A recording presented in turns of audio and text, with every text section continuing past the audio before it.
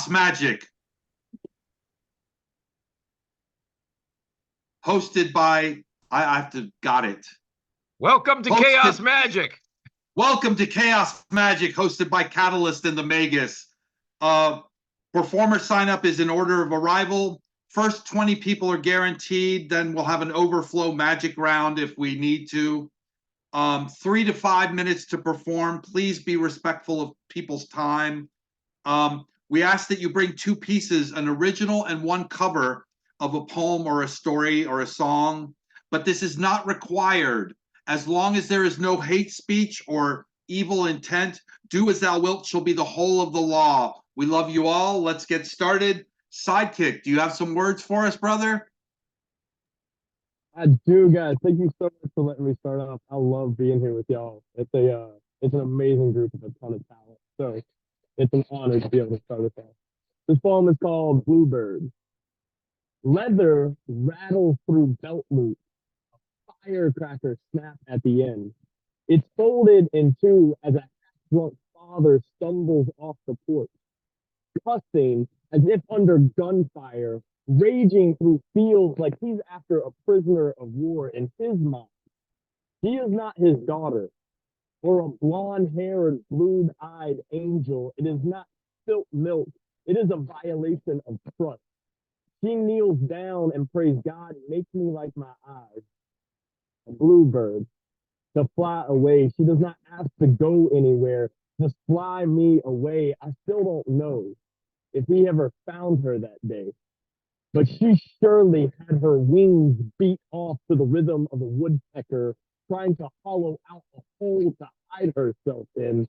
Her eyes shine too bright to not be picked by every man peacocking for attention. These vultures can only smell a free meal. They have no stamina for building a home or a nest, only a resting place. This sea has the gall to swallow all her kindness and youth. It's an eagle dive of lovemaking, robbing her smiles for a moment. Jay offers her a night hawk in a needle. They heroin and tarred and feathered her teenage years. Sex on the beach turned into a gray goose. Sangria to cover their too many sins. The daiquiri girl becomes a wild turkey. Party rules 101. She learned that everybody loves the drunk girl until she's vomiting all she's tried to spare you from. A broken beak for believing she could speak to him when he's 3 birds stoned, hooting and hollering, her father's talent coming, another one parroting his words. She is humming a prayer. Make me a bird, God. Help me fly away. And her bones are so light now. With her tail between her legs, she stands on the rail of that hotel balcony, outstretched wings, her breath filled with the falcon fentanyl, eyes sunken in. She thinks, maybe I can fly. But she never jumps. She takes a step and walks backwards through that hotel, found herself on the ground, a crane of a man to lift her up, a dove love. She became a stork baby bearer, has been clean since the night God answered her prayer, stopped the mocking, and honored this nightingale. She sees her kingfisher husband be the father she always wished she had, to the spitting image of her daughter with those same bluebird eyes. Poem. I wanted to do one more for you guys, and yeah, I appreciate y'all being willing to hear this love. This poem, in the exact opposite direction, is called From the Bottom of My Soul. I mean, I love you with my soul's twerking part, where all the shit comes out and is somehow still sexy. My soul shakes for you in a way that no one wants to see, but we still think it's sexy. My soul got a cake batter booty. The bottom of my soul is a pain in other souls' asses, mainly lazy soul asses. My soul might be a dumbass, but he'll never half soul as anything. He full soul as everything. My soul's ass is put on the line for my soul's love. We tell our stories and let our soul's ears hear. We take on new adventures to create more stories. It's how our souls get washed, cleansed. It's a way of covering your soul's ass. CYSA. I love you from my soul's bottom. When my soul can open his can of soul whoop ass when need be, the part of my soul that gets worked off, the hard parts of my soul, the sweaty part, the place my soul puts his head up. I love you from the spot my soul talks from too much. My soul ain't trying to be smart from here. My soul is not blowing smoke up your soul. My soul is getting in gear. I love you from the place I always fall down to. I love you from my soul's balls, armpits, elbows, and earlobes. I don't know why, honey, but it always sounds most romantic to tell you that I love you from the bottom of my soul. Thank you, guys.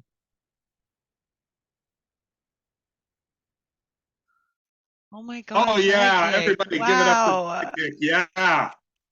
That was Yeah. amazing. Sidekick. Yeah. Thank you. What? Thank you, brother. We love you. So Thank many you. quotables. You're amazing. That was awesome. Catalyst was just telling me, she's like, I want that one to be the theme song for Open Minds, like as a whole. It's so good. Like, there's so much love in that. It's my soul's ass. Get out of here. That was amazing. All right. Coming up next, we have Terri Rose. Terri, if you could bless us with some words, we would appreciate it. Hey. So I'm looking at this book. It's called Pole Dancing in the Nightclub of God, and it's by Walter Bargan. And I like this one called Egyptian Pole Barn, but I'm wondering about the length of it because some of his stuff goes on a little bit, but let me just check. All right, it's good, so I'm going to read it. All of this book is good. I'll show it to you. I don't know if you can see it.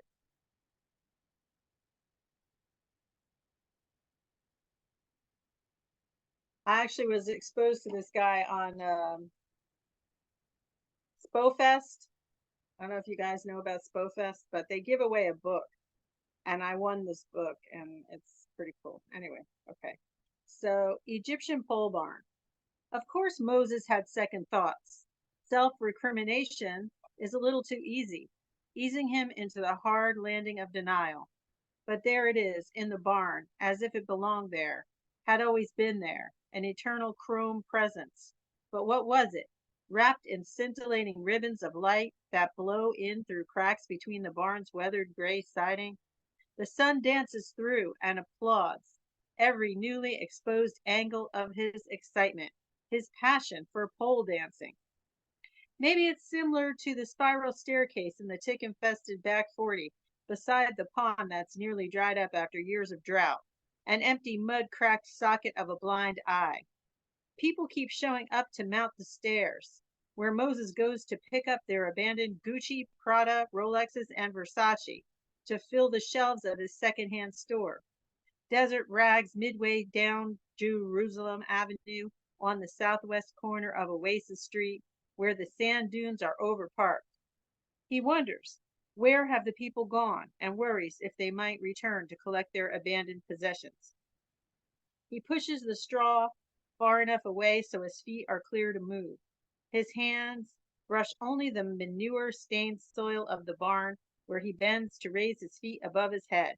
He airwalks towards his own cloud, pumped out from the dry ice machine.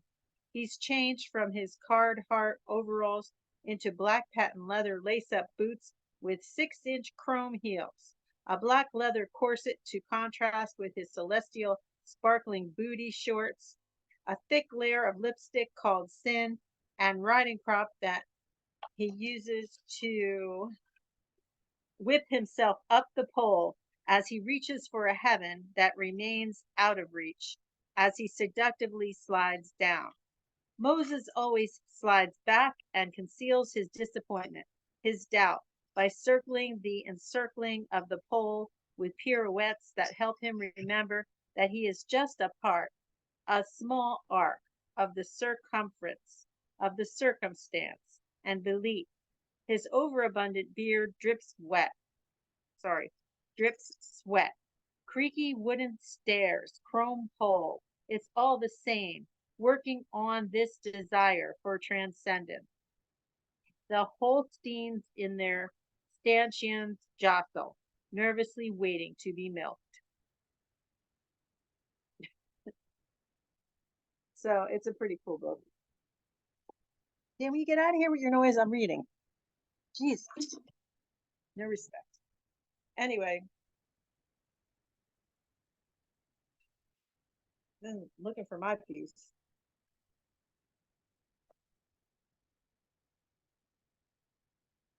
Hey, Thomas, I wrote this for you last time I was in the, is Thomas still in here?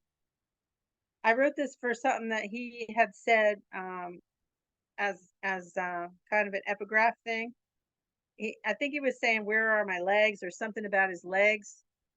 Remember last time you were reading something about your legs? Yeah, I think the line was, "Where the fuck are my legs? Were they ever there to begin with?" or something like that. Yeah. So I wrote this for you. From that line. Ready? Where are my legs? Roadmap to my future and trail from my past. Follow the blue lines to my round belly, made more voluminous from 2 carries of my namesakes, babies large, carried to full term, a badge of honor of sorts. Battle lines drawn, now my legs carry them in my arms and through the school years into adulthood. A forever support. Call your mother. Was nicknamed Speedy, legs moving as fast as they could, delivering drinks to thirsty customers. Battle scars, seeing stars from the mental anguish of being a paid slave. Servitude for $1. Holler, gotta get them dollars to pay the bills for my hungry mouths to feed. Keep the roof over their heads to keep warm and safe from this cruel world. Recall the time I heard the bell and got up to find my legs collapsed under me, no longer landworthy, gave out and twisted ankle, laying on the floor as doorbell kept ringing, unable to move. Help, I've fallen and I can't get up. Bad circulation circulated the diagnosis to me from years of running on my heels. Jesus took the wheel at lightning speed. And that's my piece. Thank you. At lightning speed. Terri Oh, Rose. love Yeah. it. Thank you for that, Terry. I'm glad that you got inspired by that line too, because I kind of slipped that one in there as like a sleeper. And the fact that you caught on to that and it inspired you, like, lets me know I did my job. And I appreciate you very much and I love you. Love you too. Thank you. Thanks for that inspiration. That's so dope. I'm very much looking forward to a potential story hour one day show of yours. That would be wonderful. All right, so who is next? We have Amadeus. Hello, everyone. So, good morning, good afternoon, good evening. And before I perform my original, as promised to this specific open mic, the last movement of the Amadesian/visual poem, Then There Was Poetry, is already finished.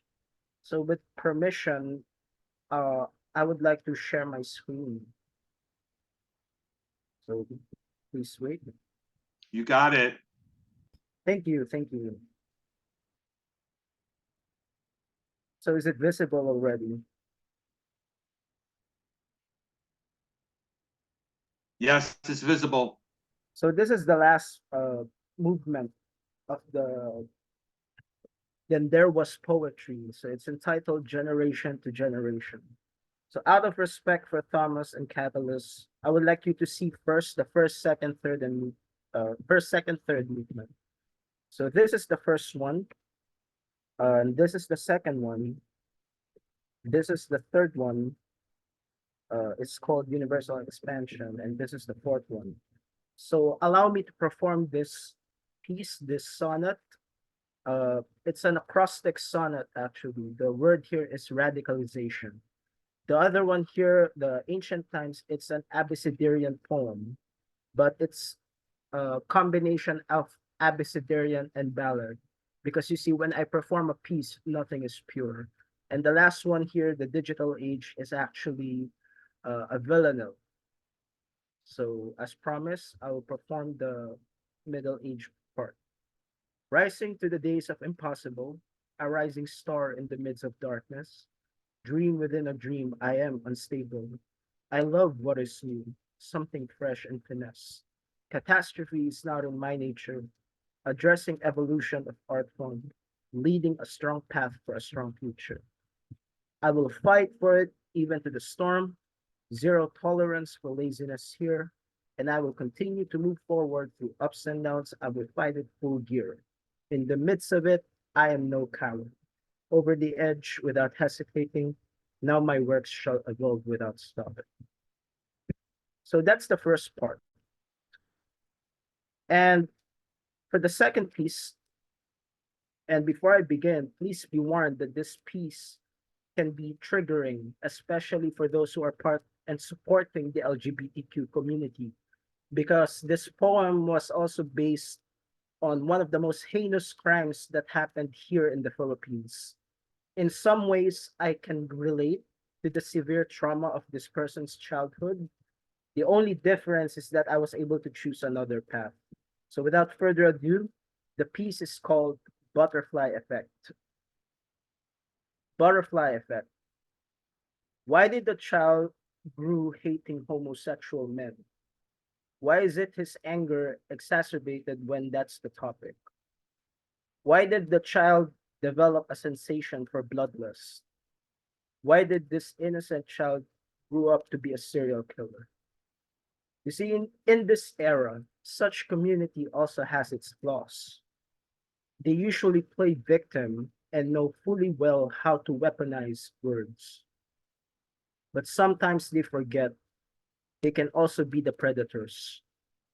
In this age, homosexuality is slowly being normalized, and the act and words of sexuality is now common to this generation. Predators hiding and polluting the true meaning of women empowerment, discreetly power playing people and act as if it is a form of moral virtue or endearment. But you see, the blame goes beyond that.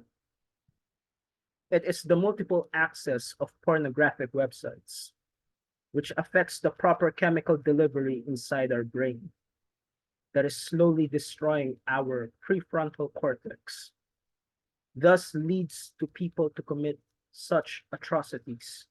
Why? Because lust does not choose an age, a race, or a gender. The more access to this, more and more will see themselves entitled and others objects. And because of this, the boy was taken advantage by homosexuals. Because of this, the boy was power played by lesbians. Because of this, the boy made his first kill. Because of this, the boy had a thirst for killing such people. Because of this, a serial killer was born. Because of this, many lives were lost. All because of an easy access to pornography. Thank you.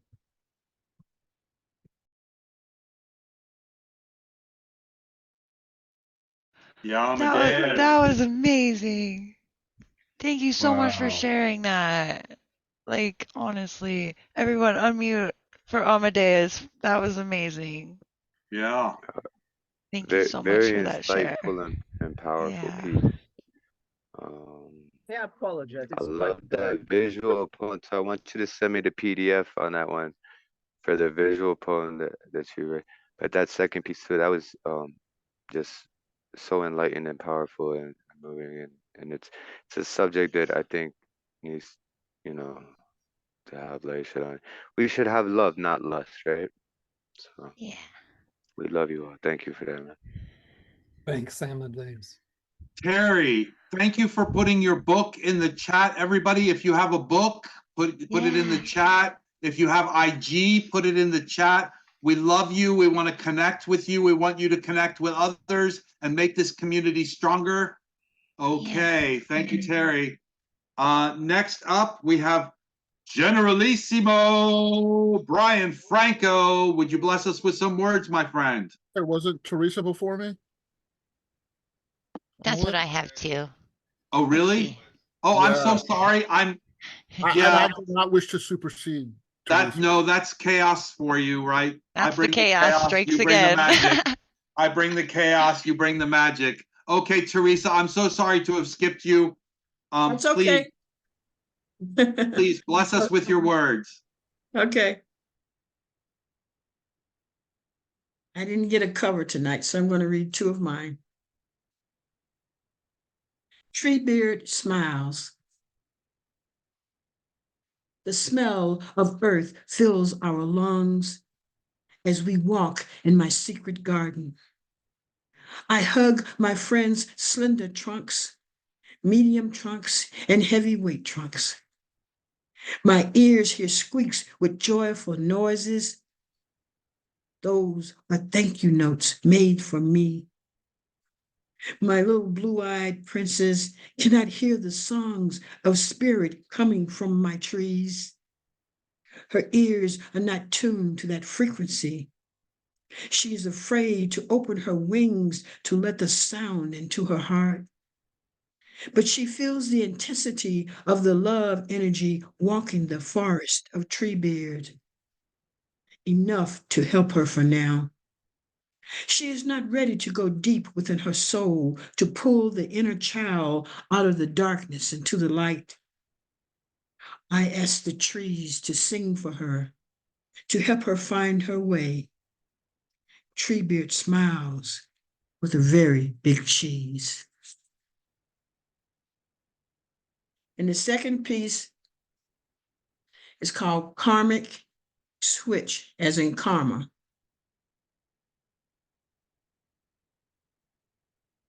I know justice as it crushes violets, burns my garden over and over, hands me a thorny rose. It sucks my blood, lifts me into the decadent arms of forgiveness. The karmic switch clicks on positive. When lightning suddenly strikes, my garden takes in new life. Sparkling light kisses every flower. Strolling in the blessings given, crawl over double rainbows, reaching for the light of positive karma. Thank you. Absolutely. Amazing. Yeah, spectacular. Teresa, Yeah. thank you so much. And as Catalyst pointed out, everybody should check out Heart of the Artist featuring Teresa Gallion tomorrow.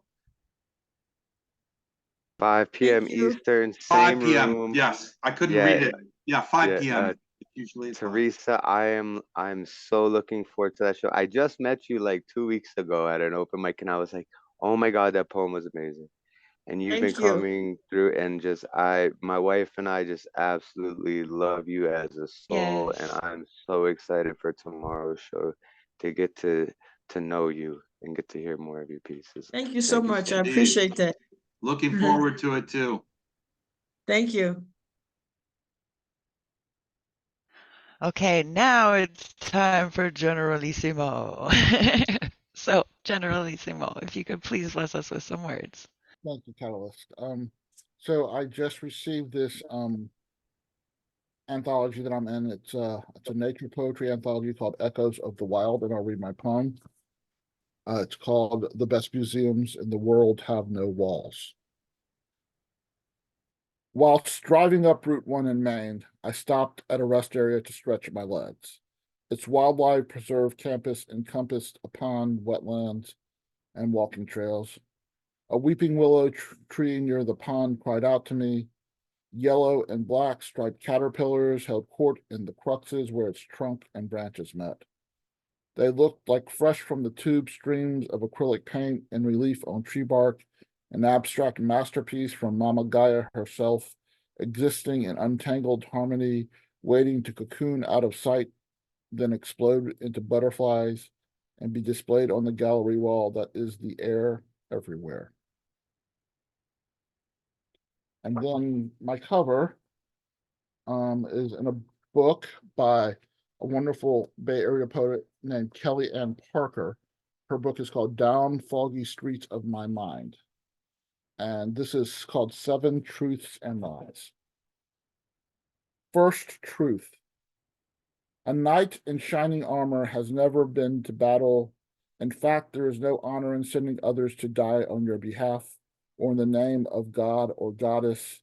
If the heavens wanted them, they would quietly scoop them up and fold them in their arms, take them to them afterworld like they do every day. No theatrics needed. The lie is that man is king of his castle. This binary contract needs rewriting. Second truth, the queens of the castle are the real heroes in this story. Want to hear a true fairy tale where the woman sweats and tolls alone and turns cobwebs into dinner, turns rags into blankets and sheds into homes, burns Cascara Sagrada to conjure missing coins, coins that hobble together just enough. The third truth, she keeps it to herself. Her children never really know just how close to the edge they've lived. Fourth truth, she has magic, given from grandmother to mother to daughter from all the women before. The teas when you are sick, art and music for the soul, dancing in the living room, humming and dancing in the kitchen, the recipes peppered with humming, the dish not right without it. Truth 5, there is power and healing in a garden. The gardener plants themselves in soil to regenerate and heal, waters the truth with sweat and a few drops of blood. Truth 6, the sewing needle. Nearly everything can be repaired with shaky, wrinkled hands that wield a needle like a sword. The tear threaded with stories of strength and endurance. And the lie is that we are not enough, that women need a provider, breadwinner, when we have always been the provider, the safe place for a baby to begin life and feed. The seventh truth is this. When I was lost with no material means, my ancestors told me, you are free. I asked how I would feed my children. Patiently, they reminded me of my gifts, my wealth of things immaterial, a stitch, a garden, a poem, or song, and kneaded together with love, like dough, slowly with joy and gratitude. That was by Kellyanne Parker from her book, Down the Foggy Streets of My Mind. Man, That was an awesome. Awesome, Yeah. most definitely. Love it. Generalissimo, great read. Wow. Could you put her name in the chat so everybody can see it? Yeah. I shall, certainly. Awesome. Okay, next up we have Thomas, my brother and your friend, Thomas Open Minds Colvin. We are excited to hear your words, brother. Bless us with some of them. All right, so tonight I felt first off I want to do a mic check because I'm on these headphones. How do I sound? I sound okay? Okay. So we've been talking about AI and a lot of these technological discussions and stuff. And one of my favorite rappers, Aesop Rock, Aesop spelled like Aesop's Fables, did this song called Mindfulness Solutionism, and it's about technology. And that was the first track that he dropped on his new album, Integrated Tech Solutions. And then I'm going to follow that cover with an original collab, but I wrote it with an AI. It was a collab between me and an AI posing as Oscar Wilde. And so I figured these two poems or this cover of a rap song and this poem would kind of make a cool little, set. So This is mindfulness solutionism from Aesop Rock. 2.5 million years ago, a friend of mine made a tool from a stone and defended his tribe as technology. Sorry for the technical term. It's a wheel, then a fire, and the rest is a blur. Throw a theorized plot in the pot with applied science. Let it sit. I bet it streamlines your environs. Yeah. What's a resource to the local? What's a local resource to the grotto? The method isn't free until the mechanism follow. That's technology. Innovate a difference. A feat of engineering. A system made efficient. There isn't a condition, complication, or revision where the answer ain't to build a more sophisticated widget. Is it? Tired of games, Bronze Age, Iron Age, weaponry in stellar form, shelter finder by the day, livestock and vegetables and rows behind the hideaway, Mesopotamia, not the motherfucking lion cage. Yeah. If it's out of the bag, then it's out of the bag. Now that is a powerful cat. You take a lever and a pulley and a winch and a wedge, you get a labyrinth of aqueducts and pyramid steps. Before the Jesus Archimedes on that miracle tech, year zero, you could build the future reading and rearing its head. Put a shoe on a horse, shoot a man with a gun, steam powered bifocals and mechanical funk, manipulate electricity, no, it cannot be done. Yes, it can. Ain't a damn that could cancel the flood. True to human curiosity. At the tree of knowledge, pulling genies out of bottles, stealing from Leonardo's, plane, train, auto, hauling space age cargo, bizarro technology. Every day is tomorrow. Telegraph, telephone. You could floor Doris and Pukiski from a cozy geodesic dome in Sydney. You could write a letter with no paper. You could fix anything with a laser. If it's out of the bag, then it's out of the bag. Now that is a powerful cat. You could get a robot limb for your blown off limb. Later in the sim, technology could automate your gig, as awesome as it is. Wait, it gets awful. You could split an atom willy-nilly. If it's energy that can be used for killing men, it will be. It's not about a better knife, it's chemistry and genocide and medicine for tempering the heck in the projector light, landmines, Agent Orange, leaded gas, cigarettes, cameras in your favorite corners, plastic in the wilderness. We cannot be trusted with the stuff that we come up with. The machinery could eat us. We just really love our buttons. Technology. Focus on the other shit. 3D printed body parts. Dehydrated onion dip. You could buy a jet ski from a cell phone on a jumbo jet. TCHNOLOGY. It's the ultimate. Yeah, that was kind of hard. That was the first time I actually like spit it without the beat either. Like I tried to nail it, but yeah, y'all gotta check out Aesop. That song's dope. So this is a collab that I wrote with the AI, and the prompt that we started working with was basically like I wanted to see like um how intelligent and intuitive the AI was, right? So I said, okay, let's make a collaborative poem between human and AI about having a psychedelic mushroom trip walking through the forest, but I want you as the AI to spit it like with the style of Oscar Wilde, because I just love how he used to write about the forest. So this I call tripping in the wild. And it's not fully me. This is me working with an AI to create this. So yeah, it's kind of a cover slash original.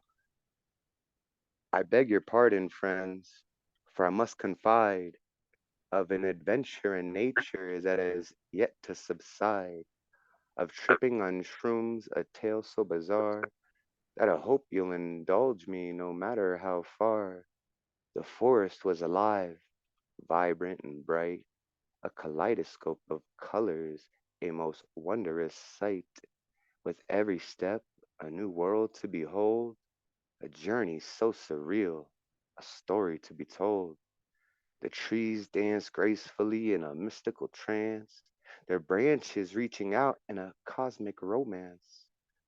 The flowers sang songs so sweet and divine, their petals glowing with an otherworldly shine.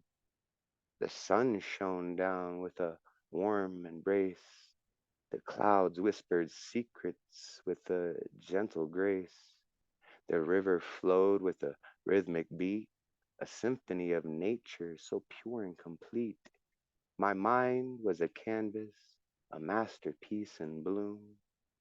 My thoughts were alive in a psychedelic tune. My senses ablaze with a new kind of sight, a world so surreal, a world of delight. The creatures of the forest welcomed me with glee. Their eyes glow with the cosmic energy. They spoke in tongues I could not understand, but their message was clear. They had a love so grand.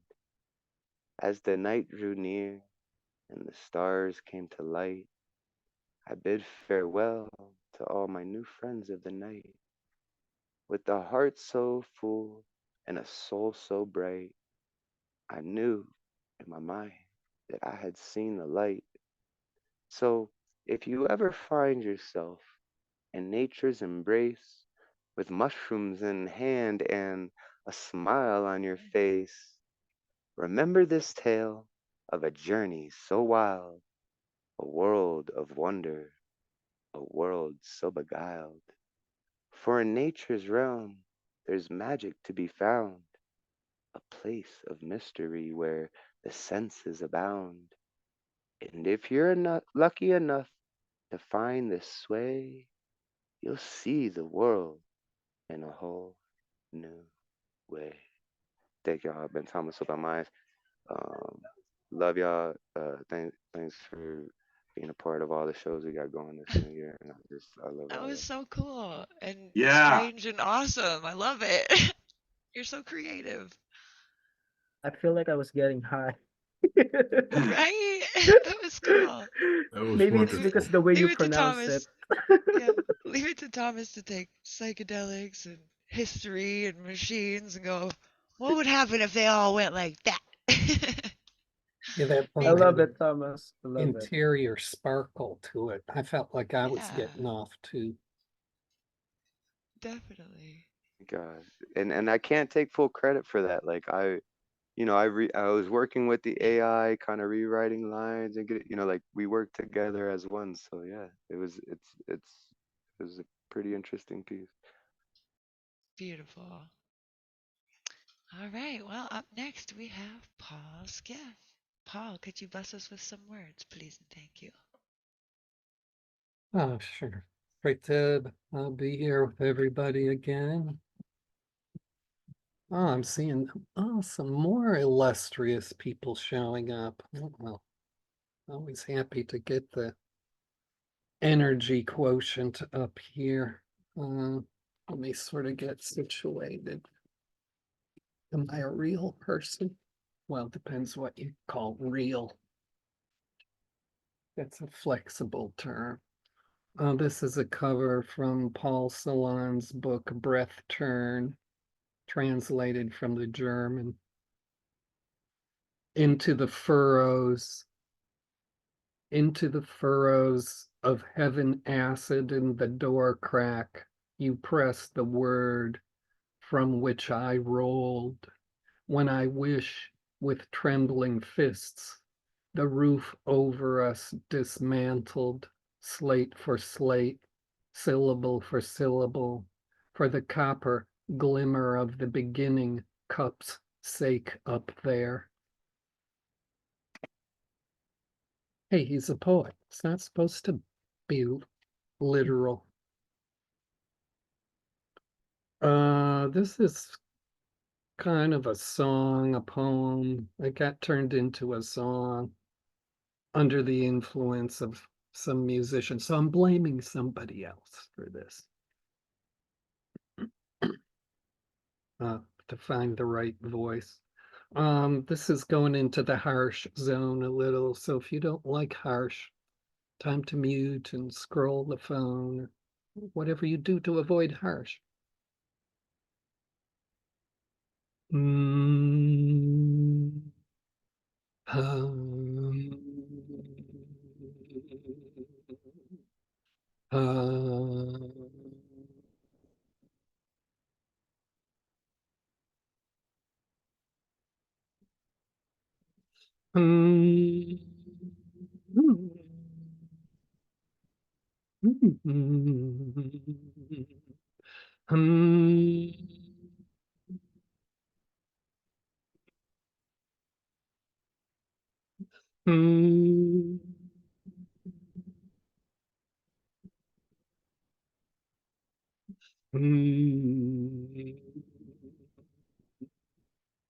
Clean as honey jar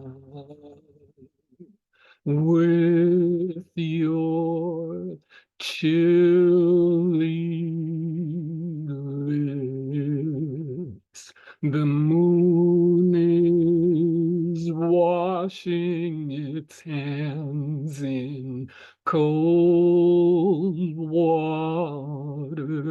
Bathe me in the sickness and pain comes down the fall of a seed to the place where your blood throws itself out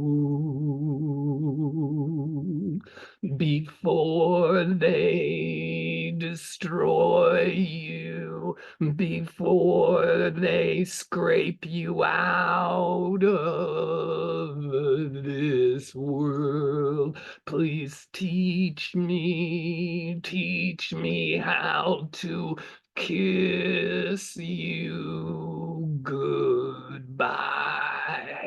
I don't wanna listen.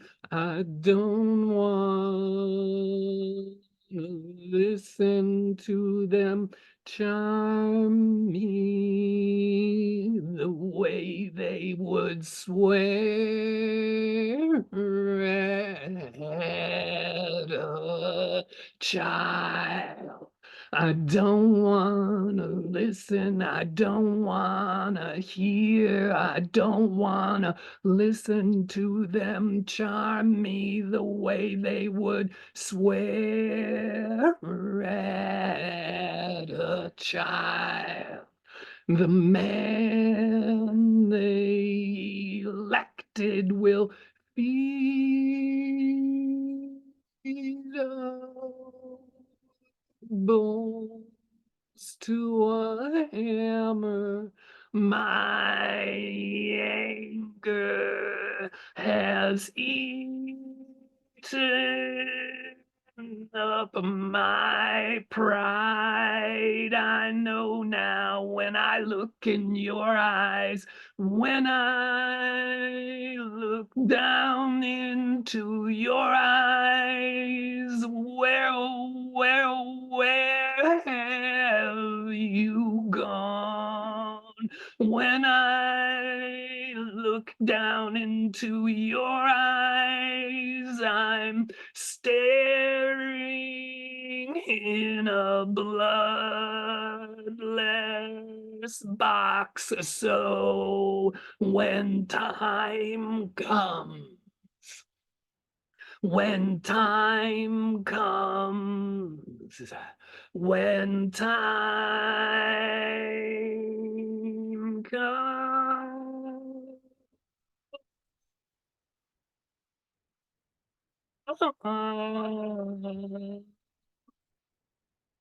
when time comes, oh,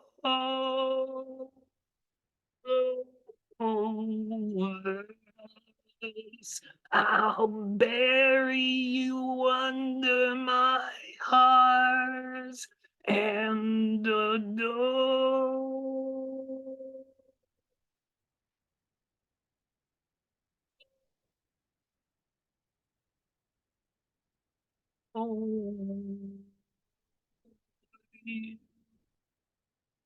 I want to see what you saw.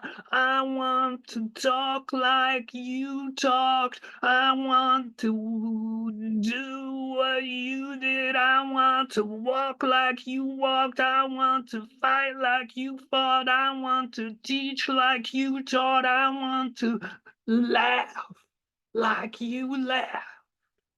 I want to be as, I want to be as, I want to be as you are now,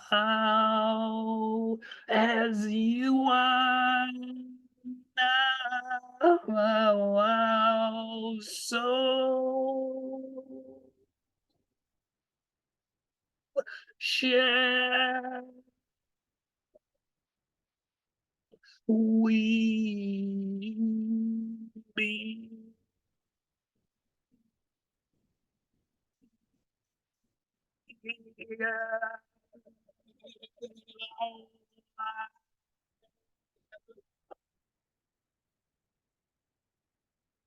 I tried to make it as raw as I could.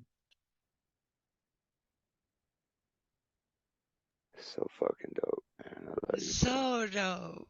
Yeah, you're an Thank you, incredible Ah, Paul. Paul, I think you're gonna have to start using the sound thing that the musicians use. Because Yeah, your the high original notes sound for gotta use, you're musicians. gonna, Yeah, yeah, for your singing, he was because the cutting I out a can little feel bit them on high in. that. notes. Yeah. I can feel them your in here, harmonics are man. splitting up and it thinks you're playing an instrument, which you are, the Yeah, voice. yeah. Hear I'll it try Yeah, that next eternally. time. I Thanks think for that. next time try that. Put on the original sound for musicians, and we'll hear all of that. Like, That was awesome. I gotta go clean my brains off the walls. Oh, awesome. You Always, know, Skiff. Jedi Thank Master, you you so make me want to much. call you the Riddler because you're like an Edward Nigma. You know, like you just do this thing and scrambles people's brain. I appreciate Love that it. every single time. Right? So Thanks, dope. boss. I think it's digestible. I think you have to step back and hear it. It's there. It's all there.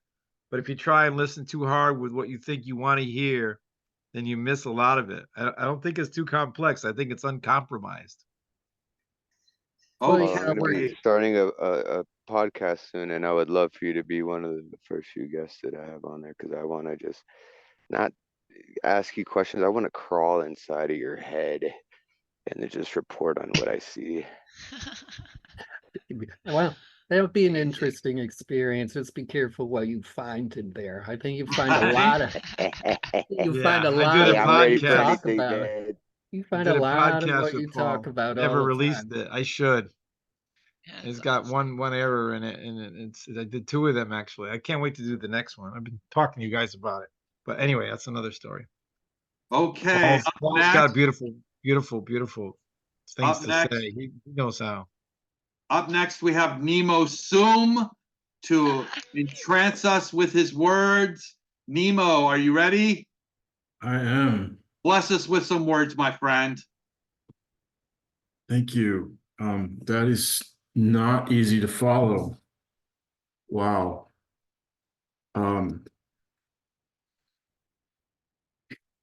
I'm going to begin with a cover. This is called Things That Break. It's from the big book of exit strategies by Jamal May. I've been working my way through.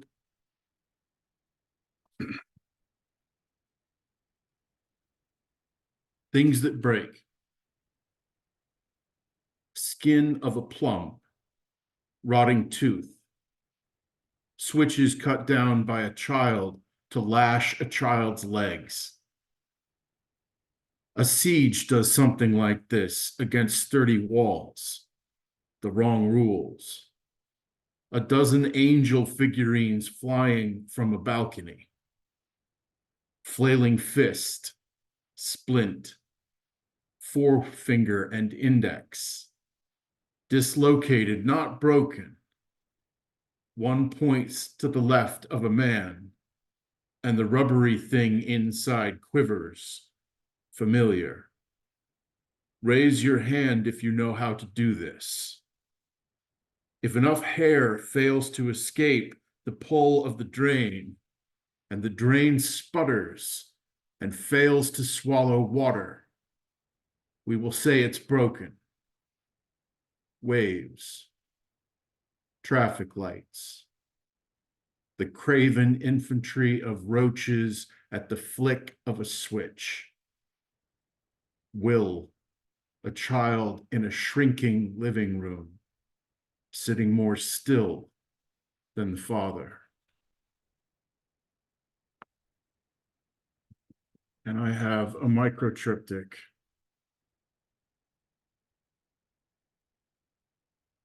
I'm going to put my heart right here on this table where you can see it, feel it. Put your fingers in the holes in it. Why not?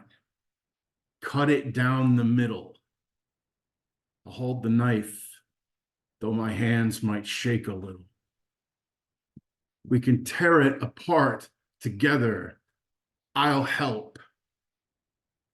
Act now, because I'm gone tomorrow, and I'm taking what's left of this heart when I go.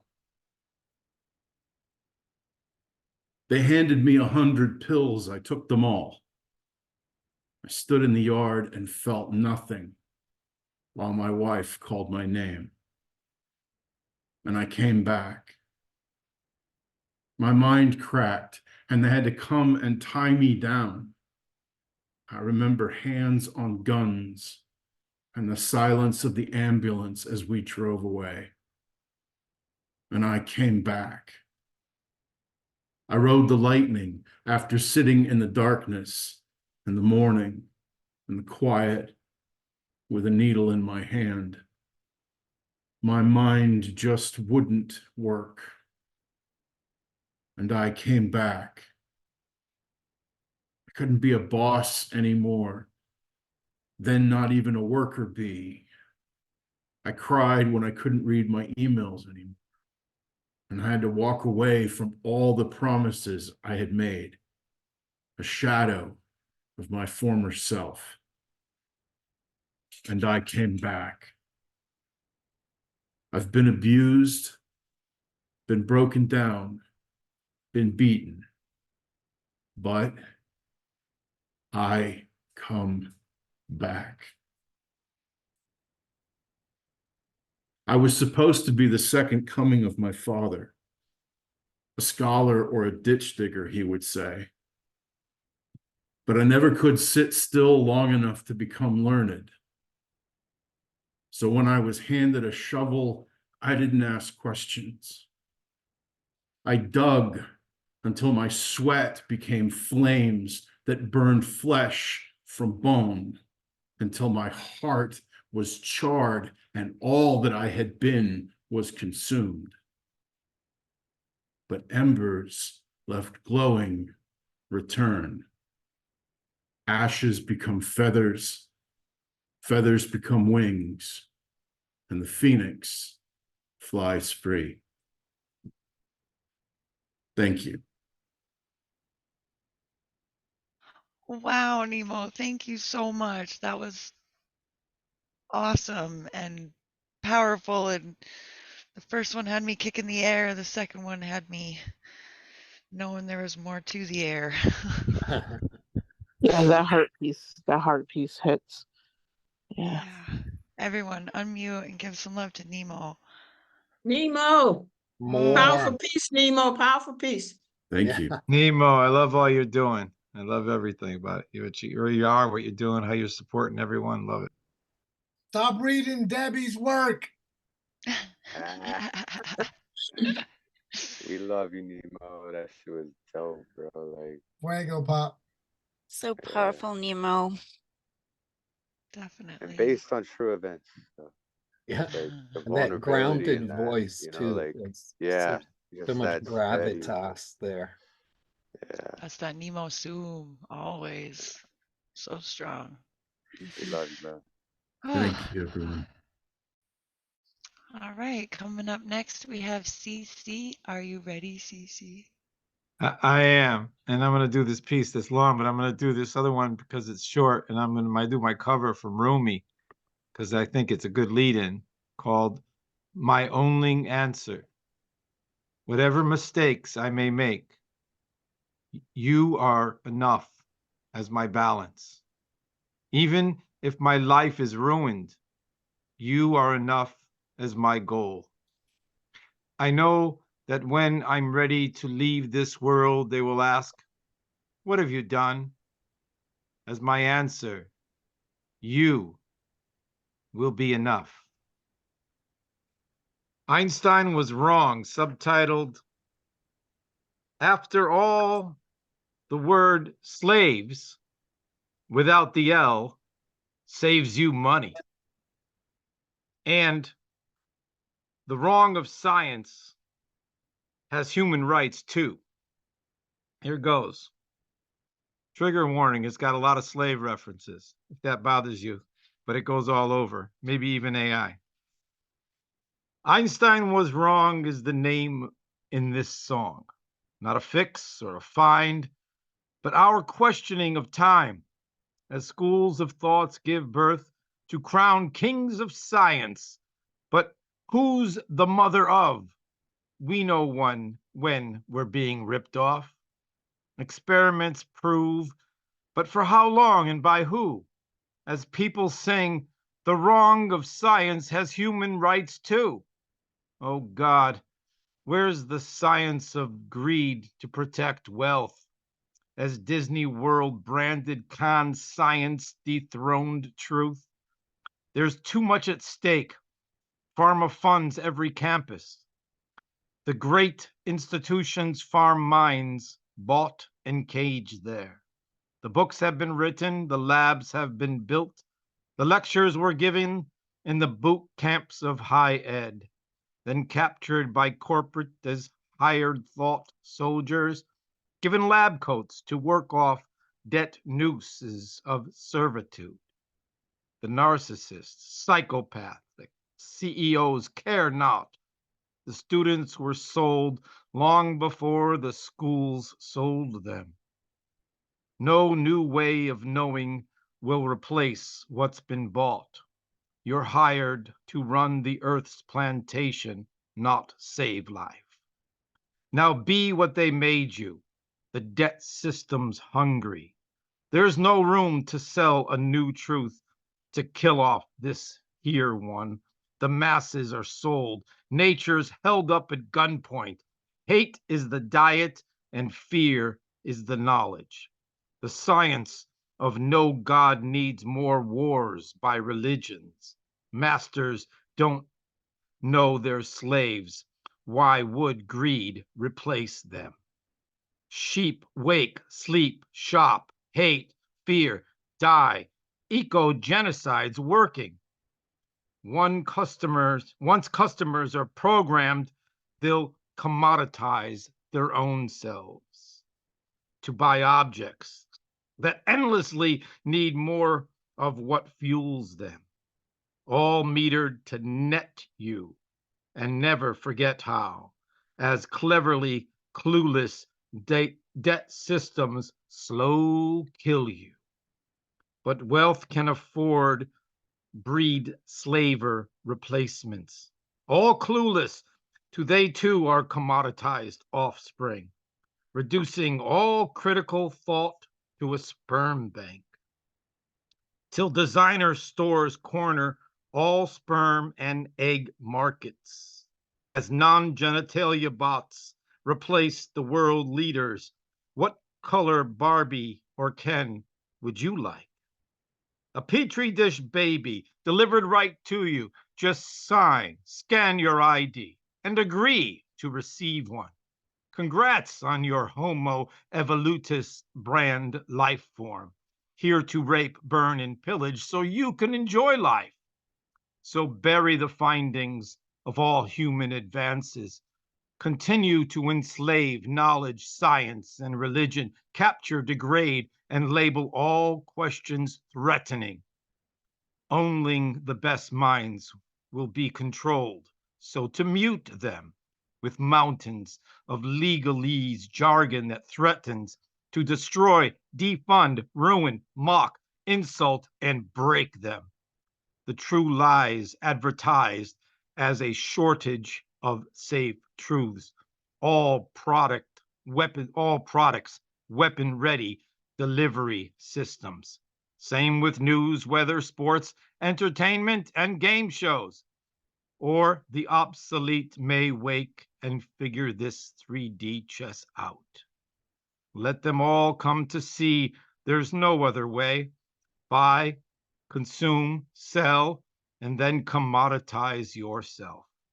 The consumers all spend their lives working to buy more, all programmed to buy their very own obsolescence, while endlessly wanting what only the few have. Of course, most will pay less to breed more and more customers, desiring free shipping while ignoring slave labor. After all, the word slaves without the L saves you money, while those with numbers grow more zeros from them in a world where the few own invisible real ones, the ones that buy your eyes and grow greed's belief systems, a corporation of slaves paid to breed more oppression. Of course, not slaves in chains or swinging from branches. Instead, they'll be free range to forever go shopping. Free, meaning with implanted IDs to keep greed safe, with clear electric fences so your enemies can't get in. You are now free to win. Believe you too can make it. No thinking, no questions, just comply and you'll get toys. How about a flesh machine programmed for pleasure? Get a corrupt system job and you too might afford one. Just agree with your ID, approved digital wallet. Now don't miss a payment or it's back to the wasteland.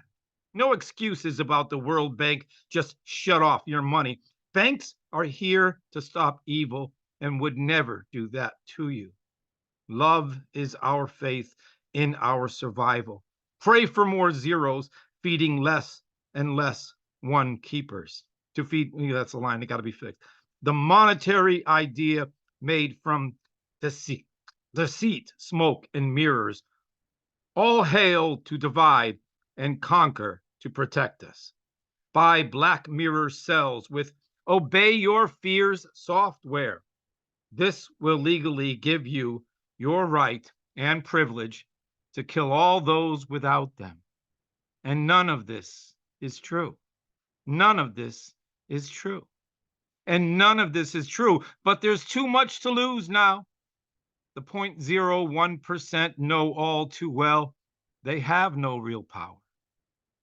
They have no hold of your will, no material right to take control or own life, just eons of controlling reality's narrative and the laws that they wrote making slavery legal. And the cost of doing business makes mass murdering productive. So now, do you know who your reality slavers are? Oh yeah, Einstein was wrong is the name of this song. Sing along if you're ready to kill all life gives you. Da, da, da, da. Da, da, da, da, da. A nice little That happy, was so gentle. powerful. Oh my God. That's from Yester Now. I finally started working on Yester Now again. That's going to be in there.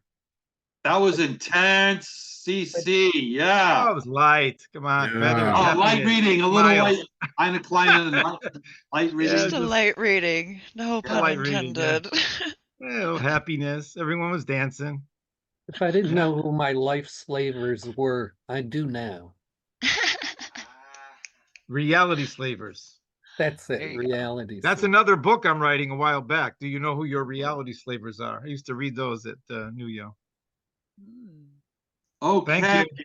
Next Yeah, that up, was a lot of- next up, we have Dre Reyes, host of Slam Jam, Saturday at 5 p.m. It was incredible. If you missed it, get online, get to see it. Vermin Supreme, the perennial presidential candidate, made an appearance. What an incredible show you ran, Dre.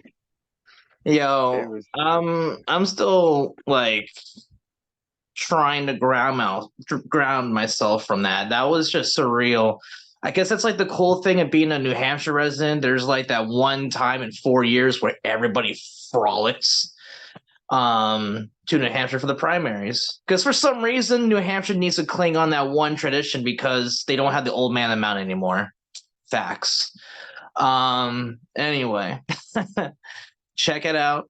This is going through the same meeting channel here on Saturdays, starting at 5 p.m. Eastern, the Slam Jam.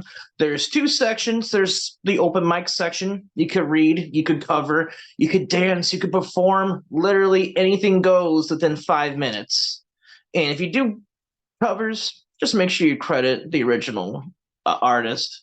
And as far as the slam section goes, you're given 3 minutes and you're just trying to test your ability on like in a slam style situation. And instead of being scored, you're given feedback. So it's like wicked constructive and just brings in a nice wholesome feeling. Even people who've been in slam for decades learn something new. So I would highly recommend checking that out at some point. Hold up, Dre. Tell them how we do the guest coaches. It's each week we're gonna have a new guest coach. The first one was CP Mays.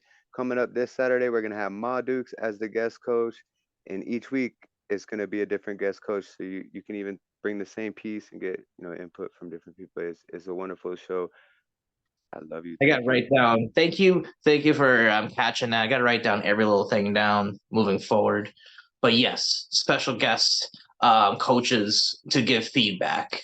CP Mays was awesome. In fact, he was the inaugural reader of the open mic. And for anyone who hasn't seen or heard CP, you're in for a fucking treat. Believe that. Anyway, let's get to the poetry. I'm going to start off with the cover. And just to preface this is from the Slam Free or Die team of 2013. This is the team that was sent out to nationals. And I'm going to do a cover of Janice Mercer's In a Too Small Kitchen. It's a persona piece. Hulk open fridge. Fridge full of few things. Is eggs, is beans, is cheese, is milk. Fridge large, like Hulk. Hulk use gentlest touch to grab egg. Hulk smash. So Hulk try again. Hulk smash. Again. Hulk exhale. Reaches for another egg. Hands too gentle to feel egg. More pressure. Hulk will smash. Hulk manages not to. Hulk tap egg on edge of bowl. Again too hard. Egg all over counter. Hulk almost smashes. Hulk take deep breath. Count to 10. Hulk gets next egg. With tender tapping shell kisses porcelain. Yolk and egg white slide smoothly into bowl. 2 eggs follow. Hulk adds milk to eggs, just a splash. Hulk whisk. Whisk like a mighty green wind. Eggs and milk poured into a skillet. The yellow gold liquid hisses in protest. Hulk can relate. Hulk add beans. Squeezing the can, beans ooze, mixing with fluffing eggs. Cheese next, with a deft pinching of Hulk fingers. Hulk crumbles the cheddar, not too much. Cheese overpower egg taste. Hulk like egg taste. And now, the flip. Hulk careful. Hulk not wants to start over. green eyes narrow, brow furrowed, Hulk hand steady, Hulk flips wrist, the golden circle flops over. Perfect. Flip. With fluid grace, Hulk flips again. Arms relaxing. Back. Muscles loosen. Hulk's jaw clenches. The last hissing of the skillets of balloon leaking air. The eggs, beans, and cheese are slid onto a white china plate. A skinny man in 2 large purple jeans carries the omelets to the kitchen table, hikes up the torn stretched trousers, sits. Bruce Banner enjoys his breakfast. That was one of my favorite pieces when I first started going to open mics. Now let me throw in something here. Let's do.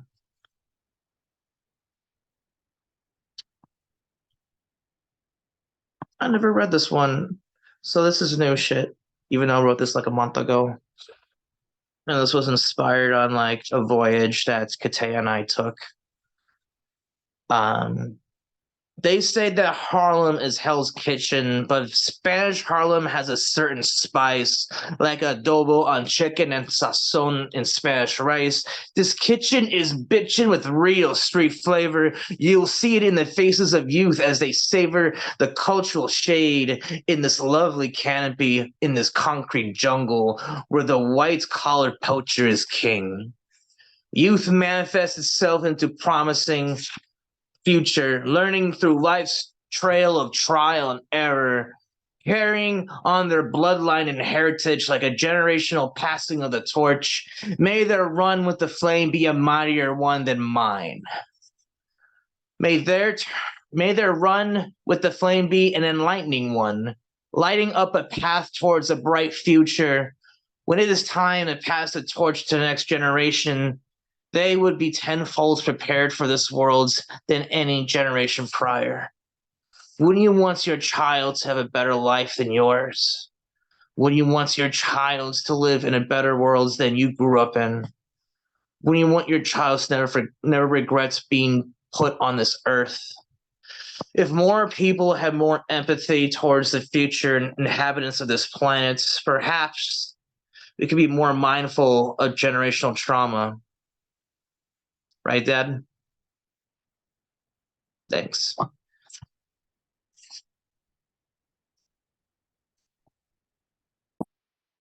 That was the inimitable Dre Reyes. Yeah, give it up for him. Yeah. That last was line great. really That's turned the whole amazing. thing on. Yeah. Wonderful. Hulk smash. And that's that wet paint still, man. Whatever you were on right now when you wrote that and everything, like That was the deep. sazon on the Spanish rice and the adobo on chicken, just like I could taste that poem.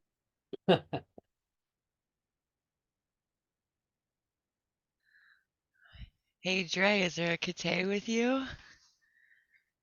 Wherever you are, Kate, you are up next. Kitsay did not know that she was reading, and Kitsay is shoving brownies down her throat. I was just about to say that in a polite way that Kate isn't reading. How We about can come back. We can come back to that. If you'd like, you can perform a little bit later.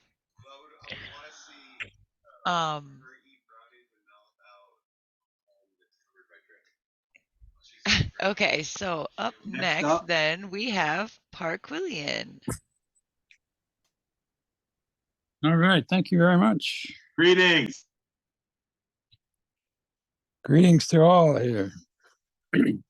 I'll start with a recent poem that was thinking of reading anyway, but it references my favorite place.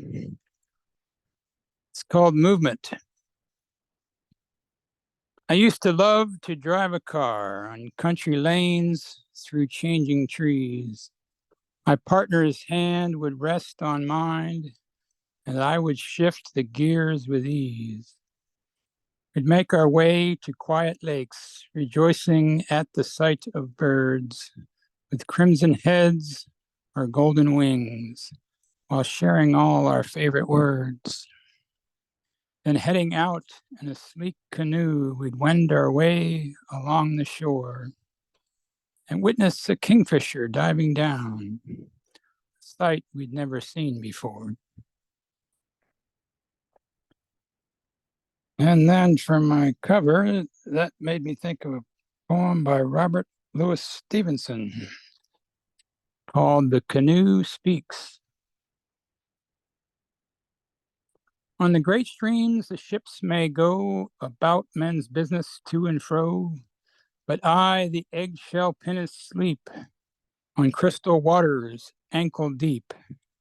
I, whose diminutive design of sweeter cedar, pithier pine, is fashioned on so frail a mold.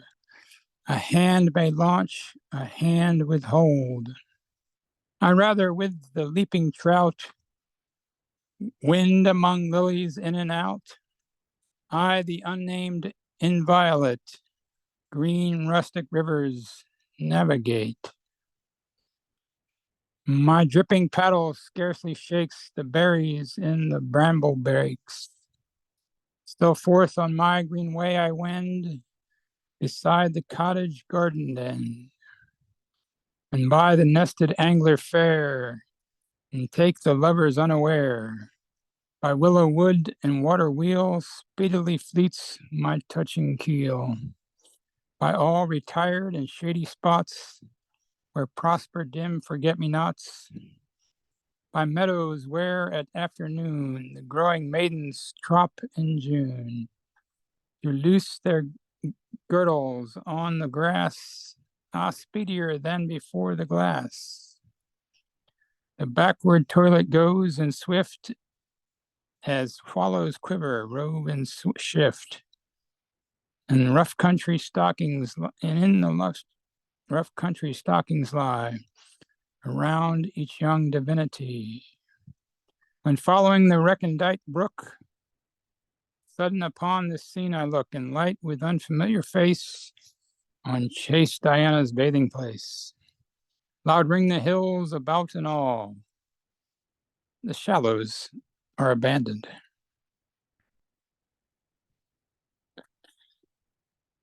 And thank you very much for letting me go down memory lane with my poetry from my child. More. Yeah, Beautiful, terrific Martin. read. Beautiful Thank you read. so much. Martin. Ah, Everybody give it up for Martin Parquillian. that was gorgeous. Yeah.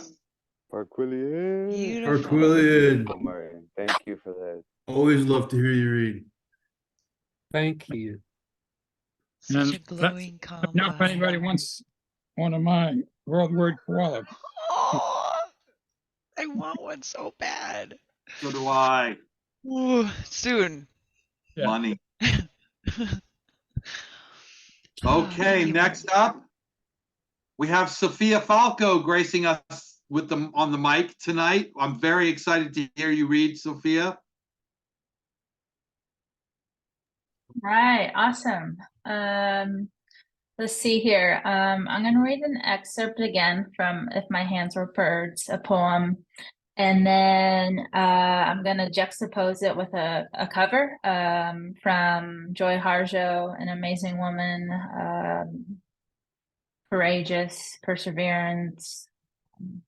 Anyways, from her book, She Had Some Horses, which was published a while ago, but is so relevant to today. So you'll kind of see what I mean. And here's my little basketball.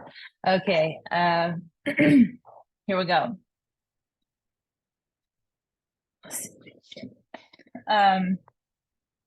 All right. She is truly a legend. Yes, I read her first memoir, Crazy Brave, and quite extraordinary. So anyways.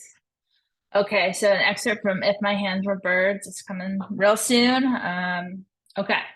When I was checked in on day 1 for treatment, during inventory of all my belongings, brought a rookie or a newbie staff member, baffled by my basketball, confessed He had never seen this item brought before, made sure that basketball was written down on his inventory list on white paper and black ink as he was equipped with his clipboard, probably made him feel more official. He was probably about my age, having then continued writing everything down, including quantities such as how many articles of clothing, however, pausing for far too long when he stumbled across my blue frame beat up glasses, accompanied by his unusual chuckle overtly. He definitely had a problem that I deliberately placed my years-old glasses in a Ziploc bag, then visible in plain sight on first glance. I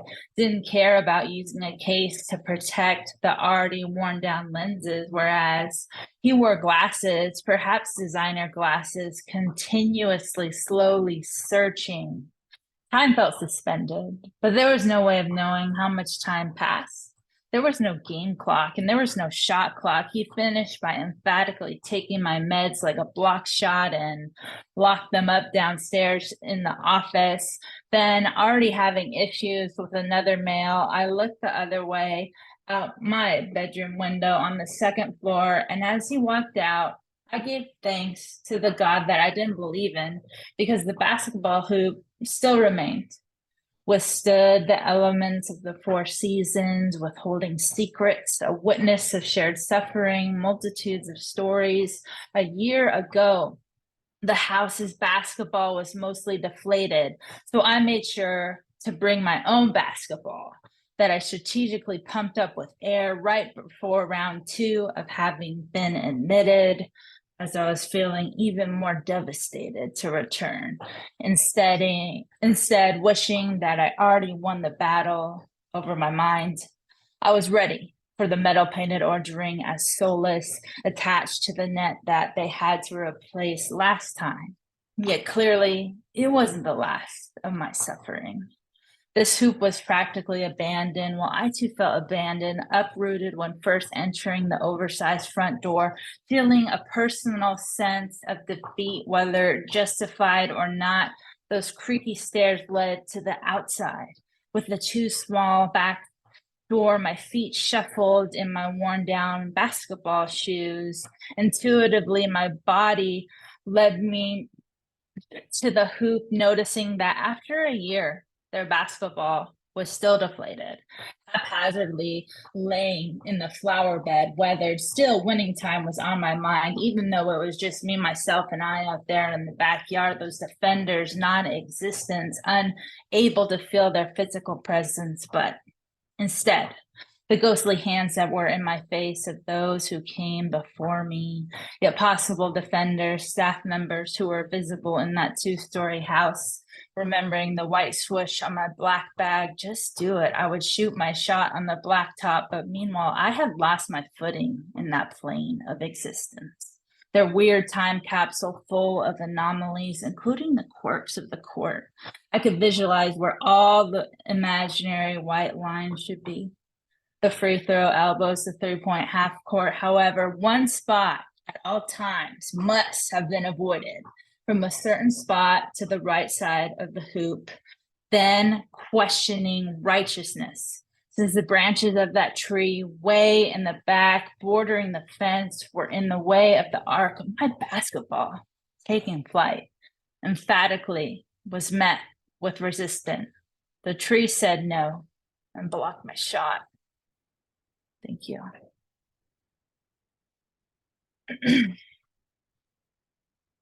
I'm not sure if I have time for the other one, just time check, but yeah, to cover. Okay. Thank you. Yeah. Basketball.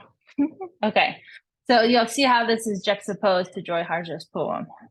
Thanks for listening to that excerpt. It's titled 1. She had some horses. She had some horses. She had some horses who were bodies of sand. She had some horses who were maps drawn of blood. She had horses. Sorry, I messed that up. The font is a little too small. Let's do this justice. Hold on. There we go. 1, she had some horses. She had some horses. She had horses who were bodies of sand. She had horses who were maps drawn of blood. She had horses who were skins of ocean water. She had horses who were the blue air of sky. She had horses who were fur and teeth. She had horses who were clay and would break. She had horses who were splintered red cliff. She had some horses. She had horses with eyes of trains. She had horses with full brown thighs. She had horses who laughed too much. She had horses who threw rocks at glass houses. She had horses who licked razor blades. She had some horses. She had horses who danced in their mother's arms. She had horses who thought they were the sun and their bodies shone and burned like stars. She had horses who waltzed nightly on the moon. She had horses who were much too shy and kept quiet in the stalls of their own making. She had some horses. She had horses who liked creek stomp dance songs. She had horses who cried in their beer. She had horses who spit at male queens who made them afraid of themselves. She had horses who said they weren't afraid. She had horses who lied. She had horses who told the truth, who were stripped bare of their tongues. She had some horses. She had horses who called themselves horse. She had horses who called themselves spirit and kept their voices secret and to themselves. She had horses who had no names. She had horses who had books of names. She had some horses. She had horses who whispered in the dark, who were afraid to speak. She had horses who screamed out of fear of the silence, who carried knives to protect themselves from ghosts. She had horses who waited for destruction. She had horses who waited for resurrection. She had some horses. She had horses who got down on their knees for any savior. She had horses who thought their high price had saved them. She had horses who tried to save her, who climbed in her bed at night and prayed. She had some horses. She had some horses she loved. She had some horses she hated. These were the same horses. Joy Harjo, everyone. Hope it did it justice. Thank you.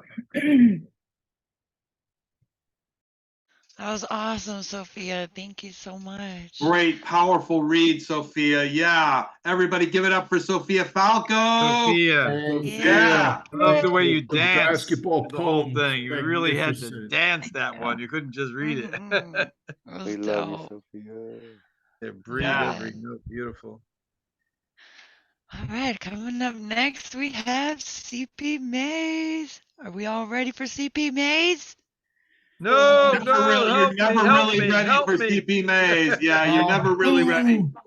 All Do right, everything you my can. tycoon. Strap yourself in. Be ready. Terry, I'm putting music to your the read I'm gonna put on IG, so it should be up in 2 days. Can't wait for you to see it. Here's my cover poem. It's by Jeffrey McDaniel. It's called The Forgiveness Parade. That's the name of the book. The poem's called Poetry Nation. In the Capitol Square, there is a statue of Jack Spicer, puking his gut out. His last words, "My vocabulary did this to me," inscribed in the marble base. In nightclubs, supermodels stump their heels and dream of their small, dark hearts being enlarged with compassion implants as the poetess get all the attention. Guys in trendy rock bands mope like damp rats whenever a poet storms into a room. Everyone wants to be a poet, even the coroner. Scribbling in his notepad at the crime scene, a drowned man is judged only by his peers. Carjackers pause in mid-heights to consider the moon. Hallmark is burned to a crisp. Bill Knott's silhouette appears on every other $13 bill. Homeless people stand in line for Pablo Neruda. In hospitals, they feed cancer patients Carol and Portia.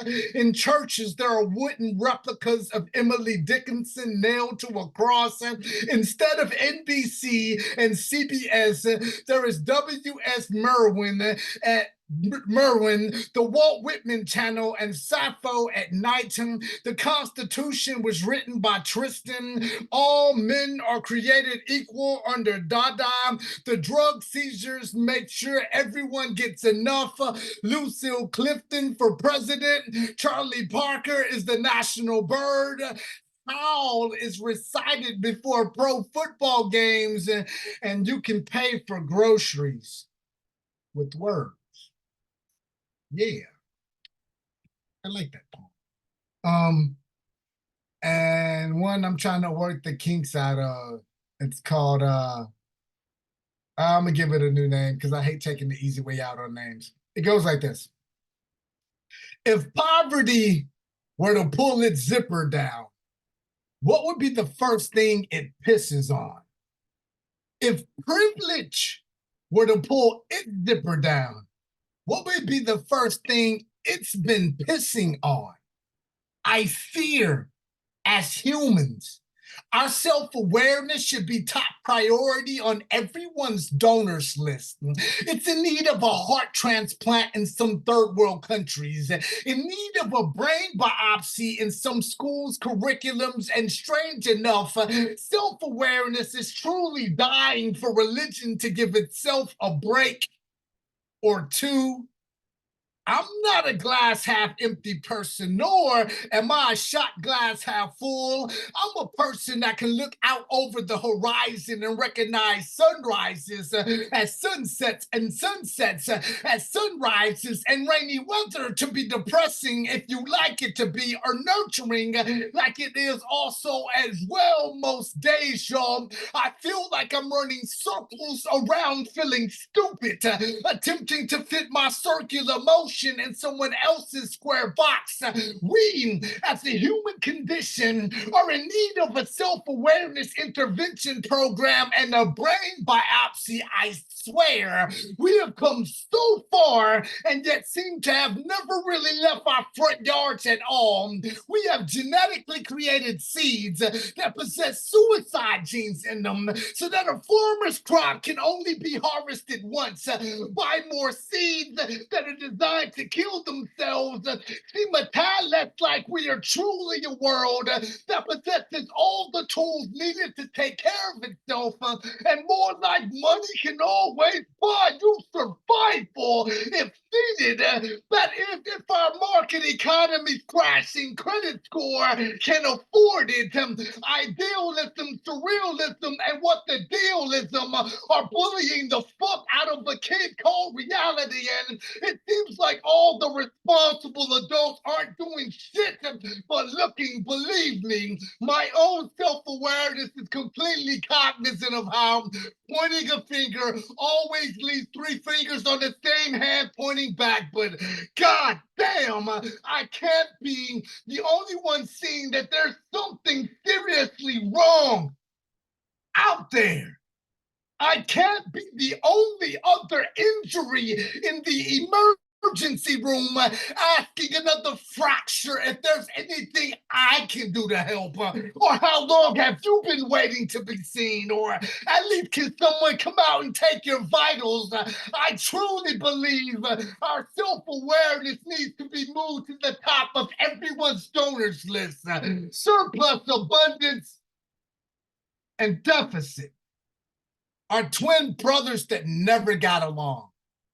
But a village that's raising a child should do more than just accept that they may always argue and do something more productive, and at least not let them be seen arguing in front of our future. I mean our kids, I mean our children are our future. We are all really, really really doing shitty jobs of letting our bureaucracy babysit their president. Man can put man on the moon, but can't figure out how to put updated textbooks in every middle and high schooler's hands. And I am sincerely, seriously, and utterly disturbed by this fact. There is no excuse for ignorance throwing private parties at our kids' expense. No reason for reason to not make a sound when asked the direct question. To be able to predict with such accuracy a passing Halley's Comet's visibility every 75 to 76 years, but somehow not being able to predict what our own toilet piss on seat accuracy is doing to our own autobiographical assassination attempts on being content. It's not only egregious, it's never mine, it's not my fucking problem, and hell yeah, it might not be an easily solution chosen. It might not be an easy solution, but love never claimed easy as something it has always and forever been. But we'd be damned if we've not known love to always be a whiz kid of an answer. I'm CP Mays. I'm Concrete Generation. I'm a stargazer Lily at the same time. Somebody has to be. New shit. Thank y'all. Oh yeah, I told you. I told you to be ready for Oh my CP God. Mays. There's no getting ready for CP Mays. Yeah, everybody unmute yourselves. Give it up. CP. Great Put job. you on a loudspeaker to the Wow. world. Yeah. What was the cover? Incredible. What was the cover's Some of the author? best ever. CP? I want you to answer the first line. Amazing as always, CP. CP amazing. You're You muted. know, Unmuted. You're muted. CP, you're muted. And I Paul was wants just to. saying, I'm trying to harness everybody this year and just be a fucking problem everywhere I go. I just want to be a Nemo on a Wednesday. You know what I'm saying? Like a Debby on a Tuesday, like a Generalissimo on a holiday. Like I want to be everybody on some day of the week and just piss everywhere. Just whip it out and piss everywhere. You know, sometimes when you really get kicking at the very end, the same thing happens that would happen with Paul. The note's so high and the passion's so much, you blow your own speaker out. But I don't know what it's like to really do the same thing with the music. You guys got to try that. Hopefully I'll it's try a it next fix. time. I'll try it next time. Hopefully Yeah, it's a next time. fix. Hey, we should do a mic check on that too, because I think CP, what what was that happens. cover? Okay, so I'm The quite name of that interested. piece, I don't know. I'll put the cover poet in the chat. His name is Jeffrey McDaniel. But I'll put him in chat. Yeah. He's Okay, because well, since I'm next and I've got myself on unmuted, I changed up my whole set because of that, because when you were spitting that cover, you mentioned Jack Spicer. So I suddenly, instead of doing what I was gonna do, I'll have to, and I never perform this, it probably needs a lot of work, but I've got one in my file called Jack Spicer Made Me Do It. Ooh. Look at the stream, big brown bear, play, believer, true haiku, overstory underdog, $50 off, integral gristle, throbbing blind spot. Here we go, believers, rolling Charlie Watts, stoning Charlie Chaplin in the blind spot. Backstory under God, we trust true believer. Throbbing integral haiku, blind spot, grizzly bear, into the flow, you believers. Get in the know, true believers. No two believers know the same integral stream. Throbbing haiku, $50 off. Understudy alpha dog, howls in a dream. So that one I never do. Thank you for bringing up Jack Spicer, because we know he has so much to teach us. And then I'm gonna do, instead of a cover, because I was gonna do a cover and then this, that just like changed up everything. So I'll do another Debby poem. And I have to say that I was actually working on revisions while I was listening to Paul, and just, it was turning on some kind of thing in me, and I was able to get some revisions out of this one that I'm happy with. It helps to kind of be in the, zone of somebody else sometimes. And this one I think I'm going to call Apprentice to the Alchemist. And it's after Diane de Prima. Infinite celestial puffballs flare into scarlet pods, bursting at the edges. They envelop a craggy gulch. You pivot and squeeze the pitch. Its core of stuff, gooey and sticky. Target, pit, bone, black nectar. You request to rotate the spoon. Paint plain ghosts with glowing flames, rainbow potions and mercury rains. Scrape and abrade, sticky pitch, gooey stuff with a pick, till flaming rains fill the amber void. Deep in the damp hollow, a dreaming chimera sleeps, and nobody knows where she is. Although the colorless runt within her sings a somber song, and moon cleaves from earth. Clear bells ring around chaos as it blossoms. In a braying breeze, you gaze in a scrying glass and see the reason why dust comes from the pinnacle. Thanks. Oh, Debbie, that was awesome. Yeah, spectacular, So Debbie. visceral. Yeah. Give it up for Debbie. Amazing. Quick question, Debbie. Beautiful, Debbie. De Prima, wasn't she a beat poet? A beat generation? Yeah, she was. She was partners with Amiri Baraka also. Word. I knew the name ring a bell. Yeah. Debbie, that was amazing. And y'all need to check out the Heart of the Artist she's one of the premiere most show important with beat women Deb- from that generation. That's right. There's a reason why we love ya. But it's really more important to talk about Jack Spicer because, I mean, not more important, but check out Jack Spicer. He was the guy that just used his brain as a receiver and didn't create. He was a antenna. kind of like that was Christy awesome. Scribbles. Nice Okay, to I'll look check into him out. that. And De Prima also. Thanks. Awesome. Thank you, Debbie. All right, upcoming next, we have Shaki G. Shaki, you gonna bless us with some words tonight? Yeah, Shaki. I hope Yeah, so. I'm just listening. I'm sorry.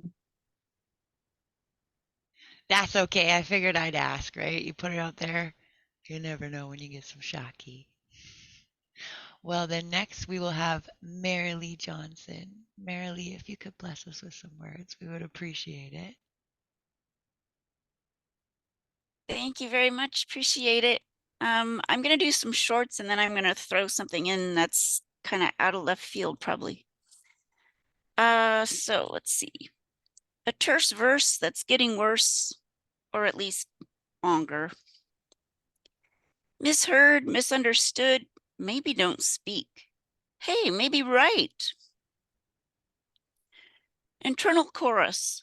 I want cake. Enthusiastic aria, then dessert. In lieu of flowers, resurrect her.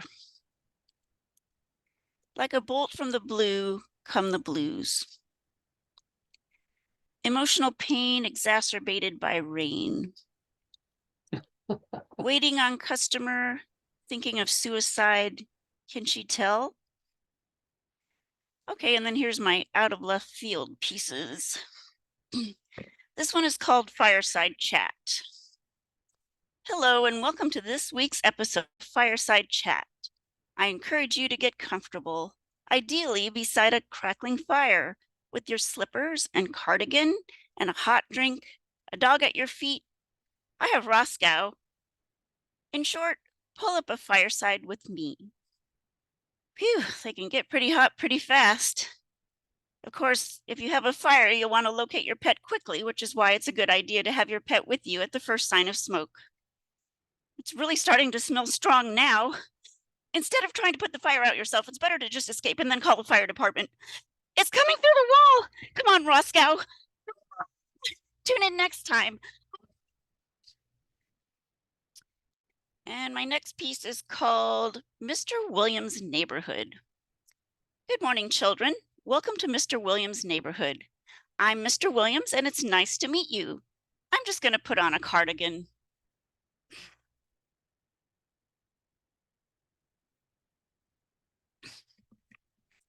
How are you doing today? I'm glad that you came to visit.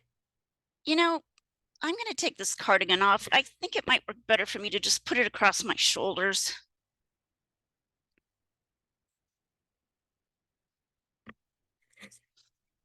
There. I'm not sure whether I'm warm or cold, so this should cover all bases since I can't decide. You know, I think I'll change into my sweatshirt.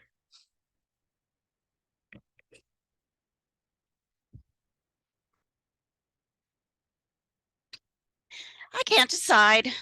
I can't ever decide. And in the closet, I have a whole bunch of other cardigans of all different colors. You don't know how often the TV cameras have to cut away just because I can't decide what to wear. What do you think I should wear? Do you ever have a hard time deciding? I could try to decide based on the color I want to wear or whether it goes with my outfit. Should I wear the red cardigan or the blue sweatshirt? If you want to call the TV studio to give me your thoughts, that would be so helpful. I'll just keep the sweatshirt on for now. Thank you, children. And I will end with a very brief cover. Martin, you inspired me. You said you were reading a poem from your childhood, so that made me get out this old book, Favorite Poems, Old and New, that my great aunt gave to me in the 1960s.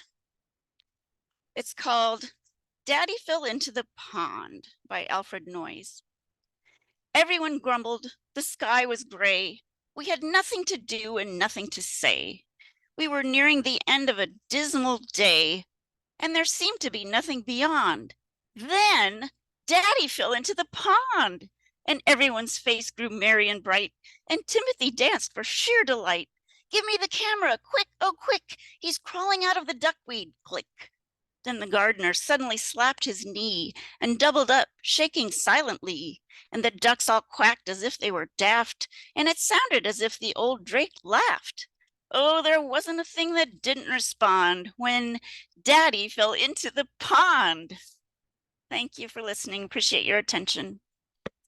That was awesome, Merilee. Yeah, You're Merilee. amazing. Yeah, everybody give it up for Merilee Johnson. Big love. That's amazing. Yeah. You're a tremendous performer, Merilee. Like, tremendous performer. Thank you. Encore. Love all that. I love it. The curtain, the theater. The theater of poetry. That's her. Okay, up next, we have the host of the Thursday night online open mic brought to you by New Eurekan Poets Cafe. It is Elemental. Bless us with some words. We're so excited to hear you. I can barely contain myself. I appreciate y'all so much. Peace and blessings, all you damn beautiful creatives. I miss y'all so much. Oh, your mic is on the low. Something about your mic on the low. Oh, okay. Maybe I just need to be louder. Yeah, you sound a little hollow. It's a No, little it's muffled. Something's muffled. Yeah, check your mic. There might be something blocking it. It's just me. It's just me and the microphone. It's still We could just crank it up over here on our end. rock. I really don't know. You guys can always, jump past me and I'll try to fix these settings. I don't really know. I get it. A second. How's that? Oh yeah. There it is. There you go. There you I go. didn't want to miss a syllable, man. I get it. I get it. I had shout out to Keeper of Concrete. I had it connected to the beats. And so and I put the beats down over there. So all right. Peace and blessings to all you damn beautiful creatives. I love y'all. I miss y'all For real. Thank y'all for doing what you do. To every poet who came before me and after, thank you so much for your energy. Yo, Chaos Magic, man. It's the real deal. Like, I appreciate y'all. Shout out Open Minds. Shout out Catalyst. As Gustav said, I am the host of the online open mic presented by the legendary New Eureka Poets Cafe. I am Elemental. You know what it is. You are rocking with the best. I'm telling you. Listen, it's good to see all of y'all, man. Really, it's good to see Paul Skiff. It's good to see Merilee. Damn it, Merilee, I haven't seen you in too long. For real. I need to see you on Thursday, Merilee. I miss your work, truly. And Debbie, with the Jack Spicer line, like, yo, find your way to Thursday. For real, you'll fit in with this group of misfits. Find your way. So, if y'all will indulge me, it's been a crazy day. Back in the classroom, shout out all the educators. Back in the classroom doing my thing. But I want to share a couple things with y'all. Appreciate the whole cover. So I'm gonna turn my hat this way and try to do some justice to this incredible poet. Debbie set it off for me, so I'm gonna do what I do the best that I can to bring this poet life. Some of you may know this, some of you may not, but this is one of my biggest inspirations. It's a poet by the name of Amiri Baraka. And this poem is called Why Is We Americans? It's an excerpt of a poem called Why Is We Americans? Woo. It's been a while, yeah. Ooh. Why is we Americans? Why is we Americans? Boodita, boodita, boodita, boodita, doo-doo, bab, bab, bab, bab, ba-dee, boo, boo, boo. What I want is me, for real. I want me and myself and what that is and what I be and what I see and feel and who is me and the what it is and who it is and when it is me and what it be. I'm gonna be here if I want, like I said, self-determination. But I ain't come from a foolish tribe. We wants the mule and the land. You can make it 300 years of blue chip stock in the entire operation. We want to be paid in a central bank, the average worker wage for all the years we gave it free. Plus we want damages for all the killings and the fraud, the lynchings, the missing justice, the lies and frame ups, the unwarranted jailings, the tar and featherings, the character and race assassination, historical slander, ugly caricatures. For every Sambo step and fetch it flick, we want to be paid for every hurtful thing you did or said, for all the land you took, for all the rapes, all the Rosewoods and Black Wall Streets you destroyed, all the miseducation, job loss, segregated shacks we lived in, the disease that ate and killed us, for all the mad police that drilled us, for all the music and dances you stole, the styles, the language, the hip clothes you copped, the careers you stopped, all these suits.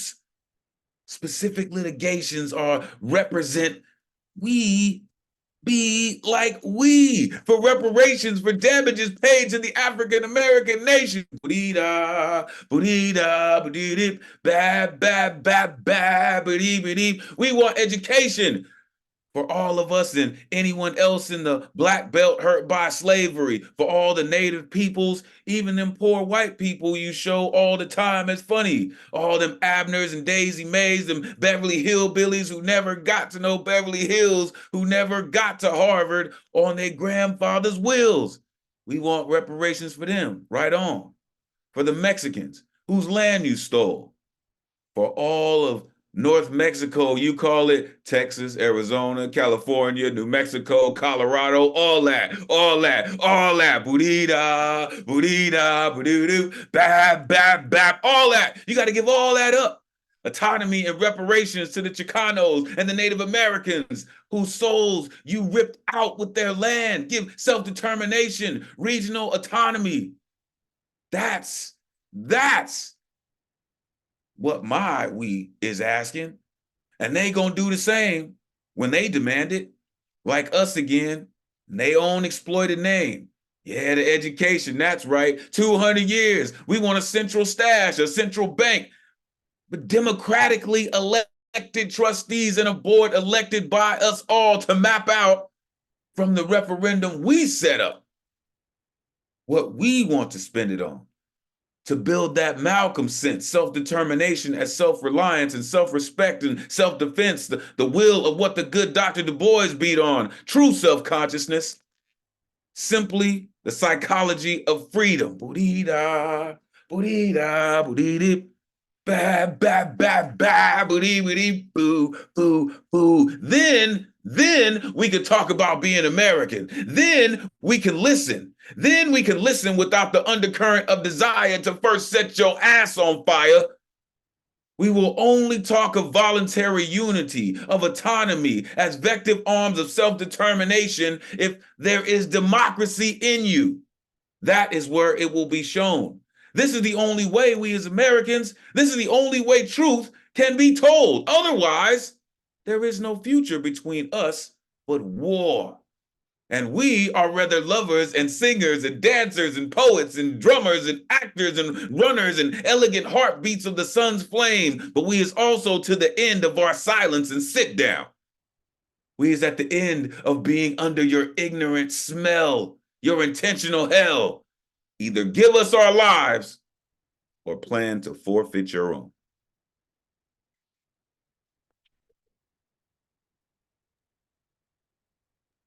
Woo, you did it justice.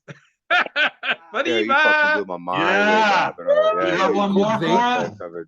Woo! Ovation.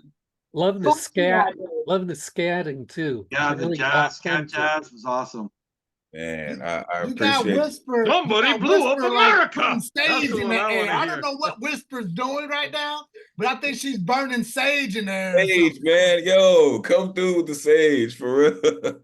Yo, I appreciate y'all. Listen, I truly admire Amiri just because my admiration is at such a high level. I don't always feel like it gives me the right to say that poem, but I love that poem because it speaks to everything, right? And it's only an excerpt. Like, so much about that. So much about that poem. Thank y'all for listening and rocking with that. So I'm gonna share one of my own pieces real quick. This is soul scatterbrain heavy, soul scatterbrain, but it's new shit. Really, right now it's just called Grand New Shit. But it's really not finished, y'all. But I gotta share it with y'all. So I'm gonna give y'all what it is right now. For real, new shit. So shout out to the paint slingers in the building. And again, shout out to Keeper of Concrete, damn it, because he got me running suicide lines, and it's heavy. It's heavy. I know they ain't all suicides, damn it, but they're heavy. I have learned Gruesome lives in a White House on 13 Original Colony Boulevard, guarded by pikes in true Vlad Tempest fashion as Gruesome muse for barbarous handprints on ghost money, carrying matches, spitting accelerant of war stories of savage times where pilgrims became heroes once death toll reached Godsmack. To be just as right as white is white. At top of the food chain, make submission aphrodisiac like degradation stuffed cannoli, delicious exploitation, birth of a nation paid for with point blank bank accounts that count for hire in $1 million increments of grotesque coordinates, or any Judas Predence buried in a Supreme Court's decision wet dream. Tax breaks keep their ghost money hollow as empty promise-filled smokescreen, and clean, I mean clean, clean as 65-year glitch. Call it John Hawkins expedition with genocide spice blankets to cover conspiracies of crown cock concoctions wrapped in a Thanksgiving filibuster turned slobber knocker or Royal Rumble. Yeah, sounds about white. First world order of business fulfill vampire desires. Bram Stoker with stroke to stoke fires to Bela Lugosi scalps into trophies. These tyrannical toddlers throwing tyrant tantrums in Tartarus, sipping tartar sauce and think it's whiskey, puking position purposely as pure proof. Patriots, I mean pirates, are cut from the same sick synthetic psychosis as scripture that says they exist as apex. Yet filthy as Section 8 trap houses under surveillance with bloody bootleg AKs tucked behind CCTVs, clean county deeds, and dirty diaper genies. Blowing blunt rings from $1 million grills with babies as bodyguards, talking cash shit, call it politics, spending that ghost money in hoods, burnt to cinder blocks and names of King and Fry besides. Smoke and fire are the devil's fresh air. So I'm here to resident thespian your Shakespeare into Shaka Zulu. Peace out. Yo, you better be over at CP's recording that shit. I hope that's the magic you whipping up, because Oh, you whipping up Right? some fucking magic right You're not there. going to Oh be my able to God. keep it Magic. secret That much is Yes. magic. That longer. is fucking What's that magic. gonna be when it's done? Wow. Yeah, what Yeah. is that going to be when it's Right? done? Oh my God. Huh. Done. Great Oh my new fucking shit. God. Brand new world Yeah. is what it's going to be, I tell you. Yeah. Whew. The Yeah, whole you trap do house. The outdoing whole yourself. trap house. Trap you know, house, yeah. like, I've lived in the trap house neighborhoods. Like, oh, the Trap house, yeah. CCTVs, like the youngsters out there slinging dope. Like, oh man, right before we moved to Houston, we stayed in a duplex, me, Swan, and a pregnant Swan. And across the street, we literally watched cats break into the house,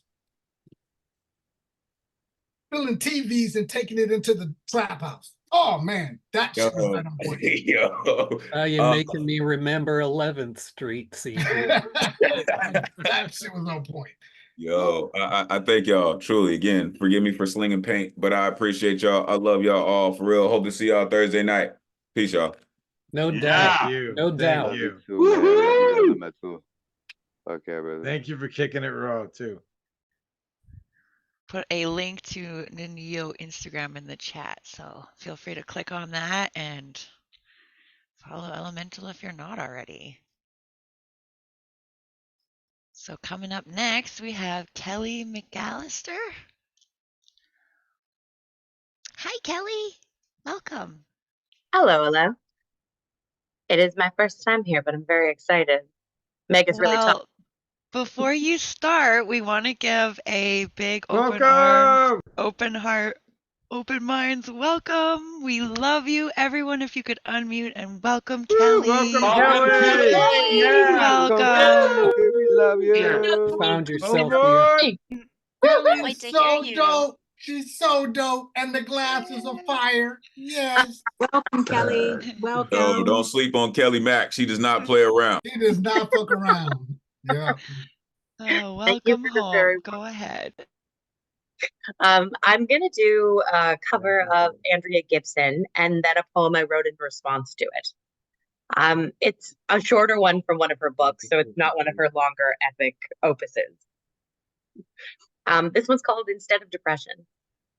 Instead of depression, try calling it hibernation.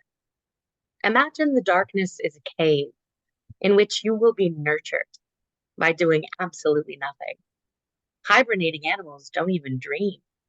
It's okay if you can't imagine spring.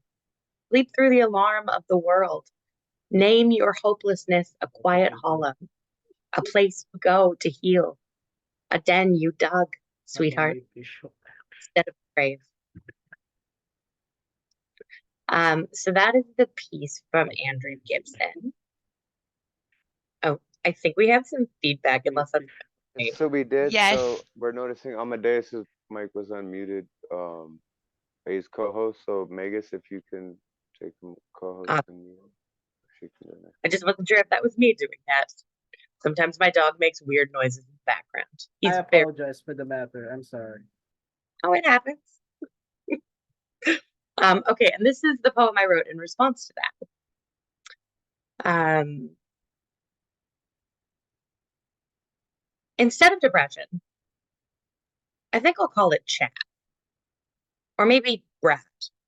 Because the only thing with more certainty than my own mental illness is a Sith white man. It knows I am worthless. It knows I am weak. It knows that I am a waste of space. And when those thoughts float up from the depth of my subconscious in a voice that sounds so much like my own, or maybe my mother's, I believe them. But if a generic man in a suit walked up to me and called me worthless, I would laugh in his face. Who is he to decide my worth? So I will call my depression Brad, and I will scoff at him with derision. The process by which a caterpillar, instead of trapped by my disability, I will call it cocooned. The process by which a caterpillar becomes a butterfly is not the clean, sanitized version of our childhood. The caterpillar must dissolve inside their cocoon, break down into a goo so they may reform. At least according to a meme I saw, so it must be true. I am in my goo phase. My world has shrunk and I am the weakest I have ever been, but one day I will emerge from this with a bionic hip, and again I will be able to fly, or at least walk. Oh, how I long to walk alone in the woods to commune with those butterflies who too know the brutality of the cocoon. Instead of grief, I will call it healing. Your loss was like a limb ripped from my body, exposing bone and viscera. It was a wound on my soul as real as any I have ever experienced or inflicted to my own person. To heal is not to be restored, but to find a wholeness, a new way to exist, with scars and disfigurements perhaps, but still whole. So I am not simply grieving. I am growing new skin. I am knitting myself back together one sinew at a time. I will call it healing. And that's all for me. Wow, Kelly, thank you so much for those shares. One of us. One of us. Yeah, one of us. Amazing, amazing piece. Oh my God. So many of us are, have been, and will be goose. So welcome aboard. Kelly, you're amazing. Haven't I seen you in my workshop? Maybe in the Stigma, or maybe Nemo's Writing for Wellness. Have we seen you there? You look so... Yeah, Nemo's Yes. Writing for Wellness. I am so glad to see you here, and that was absolutely brilliant. I love reclassing something viewed as negativity as positivity, and an absolutely unsinkable plan to just get on with it and make it beautiful. I love that. Thank you. Yeah, I second that. This unlearning thing, and it's you find your own knowledge, and people want to label certain ways of being as kind of, in a sense, distorted and so forth, and it just is horrible for people's sense of self-worth, and it's the thing about owning yourself and getting on with it. That's where the healing comes from. I just wrote a Yester Now piece on that too, that you were born with your soul self, and then the world tells you who you are, but underneath all that is this undamaged core that has never been harmed, and it starts there, and it's you have to actually create yourself from whole cloth, and then shed everything that you're not, that you were told. It's quite the journey, but you're on it. And Kelly, you busted out of that chrysalis as one of the most beautiful butterflies I've ever seen. We love you. We love you. Okay, next up and last on the mic tonight, if I'm not mistaken, right? Yes, it's Whisper Poet, your friend and mine, and hostess of the incredible Heart of the Artist on Tuesdays at 5 o'clock. Yes. Thank you so much. And tomorrow we have Teresa Gallion. Catalyst and I will host the amazing Teresa Gallion, with whom I had like a 2-hour phone call with, like in the middle of the night last night. It was so much fun. I got to see such a fun side of her, and I cannot wait to share her with you tomorrow. She is brilliant, as you know. So thank you for that. Thank you for that intro of Heart of the Artist. It's been like such a blessing. And Catalyst, fucking bomb ass beast of an amazing producer and so creative, and we have so much fun. So I hope you guys will come 5 p.m. Eastern time, this Zoom room. And if you can't catch it, Catalyst is uploading it to YouTube. So please subscribe, follow us, and check out these amazing women poets. Just freaking amazing things are coming out of these interviews. So Can I ask you guys, is the entire series, all of the ones that you've done in one place on one channel, or is it in the Open Minds channel? Yeah, we have our own channel for it. It's The Heart of the Artist 143 is the channel name on YouTube. The Heart of the Artist 143. I am going there. Okay, thank you. and you'll recognize it when you see it because of Catalyst's beautiful graphics. You know, they're so recognizable, and I love that. Like we have, it's like not the same logo every week, but it's stamped with her creativity, and it's so recognizable. I love that. Heart of the Artist 123. I'm out. I feel t-shirts coming somehow, some way. So Yeah, so I have I didn't prepare a work by another person. I have two that I want to read of my own. I have one that I wrote today. This is called Love on the Rocks. We birthed a fountain of emotion, clear and cold and sweet, from limestone rock as old as the first garden. It bubbled in the sunlight and overflowed in the place where I gazed at you in naked trust that we were made of permanence. We danced. Oh God, how we danced. Formed passionate arabesques. You lifted us skyward until, limbed in the smoke of our manifesting desires, we transcended our skins and became stardust. Nebulous as comet tails, we burned on fire with our need to seek our secrets within the other. But nothing can dim your sparkle. Nothing could dull your shine. And I cannot accept the quietude of this box that has become our address. My love still wants to trumpet its existence to you. It wants to parade in pomp and circumstance and make the night flash with cinnamon-flavored sparks. You catch them on your tongue. I watch you and I wonder, do you still revel in my burn, or do you wish for the rain to come? Whisper.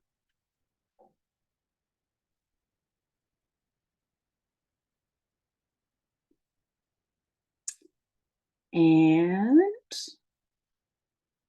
Dandelion Bones. So I think I mentioned to you guys that I'm going to be doing my first book. It's going to be a combined book of erotic poetry and prose, and it's going to be called The Velvet Flower. And so my opening poem is about the bud.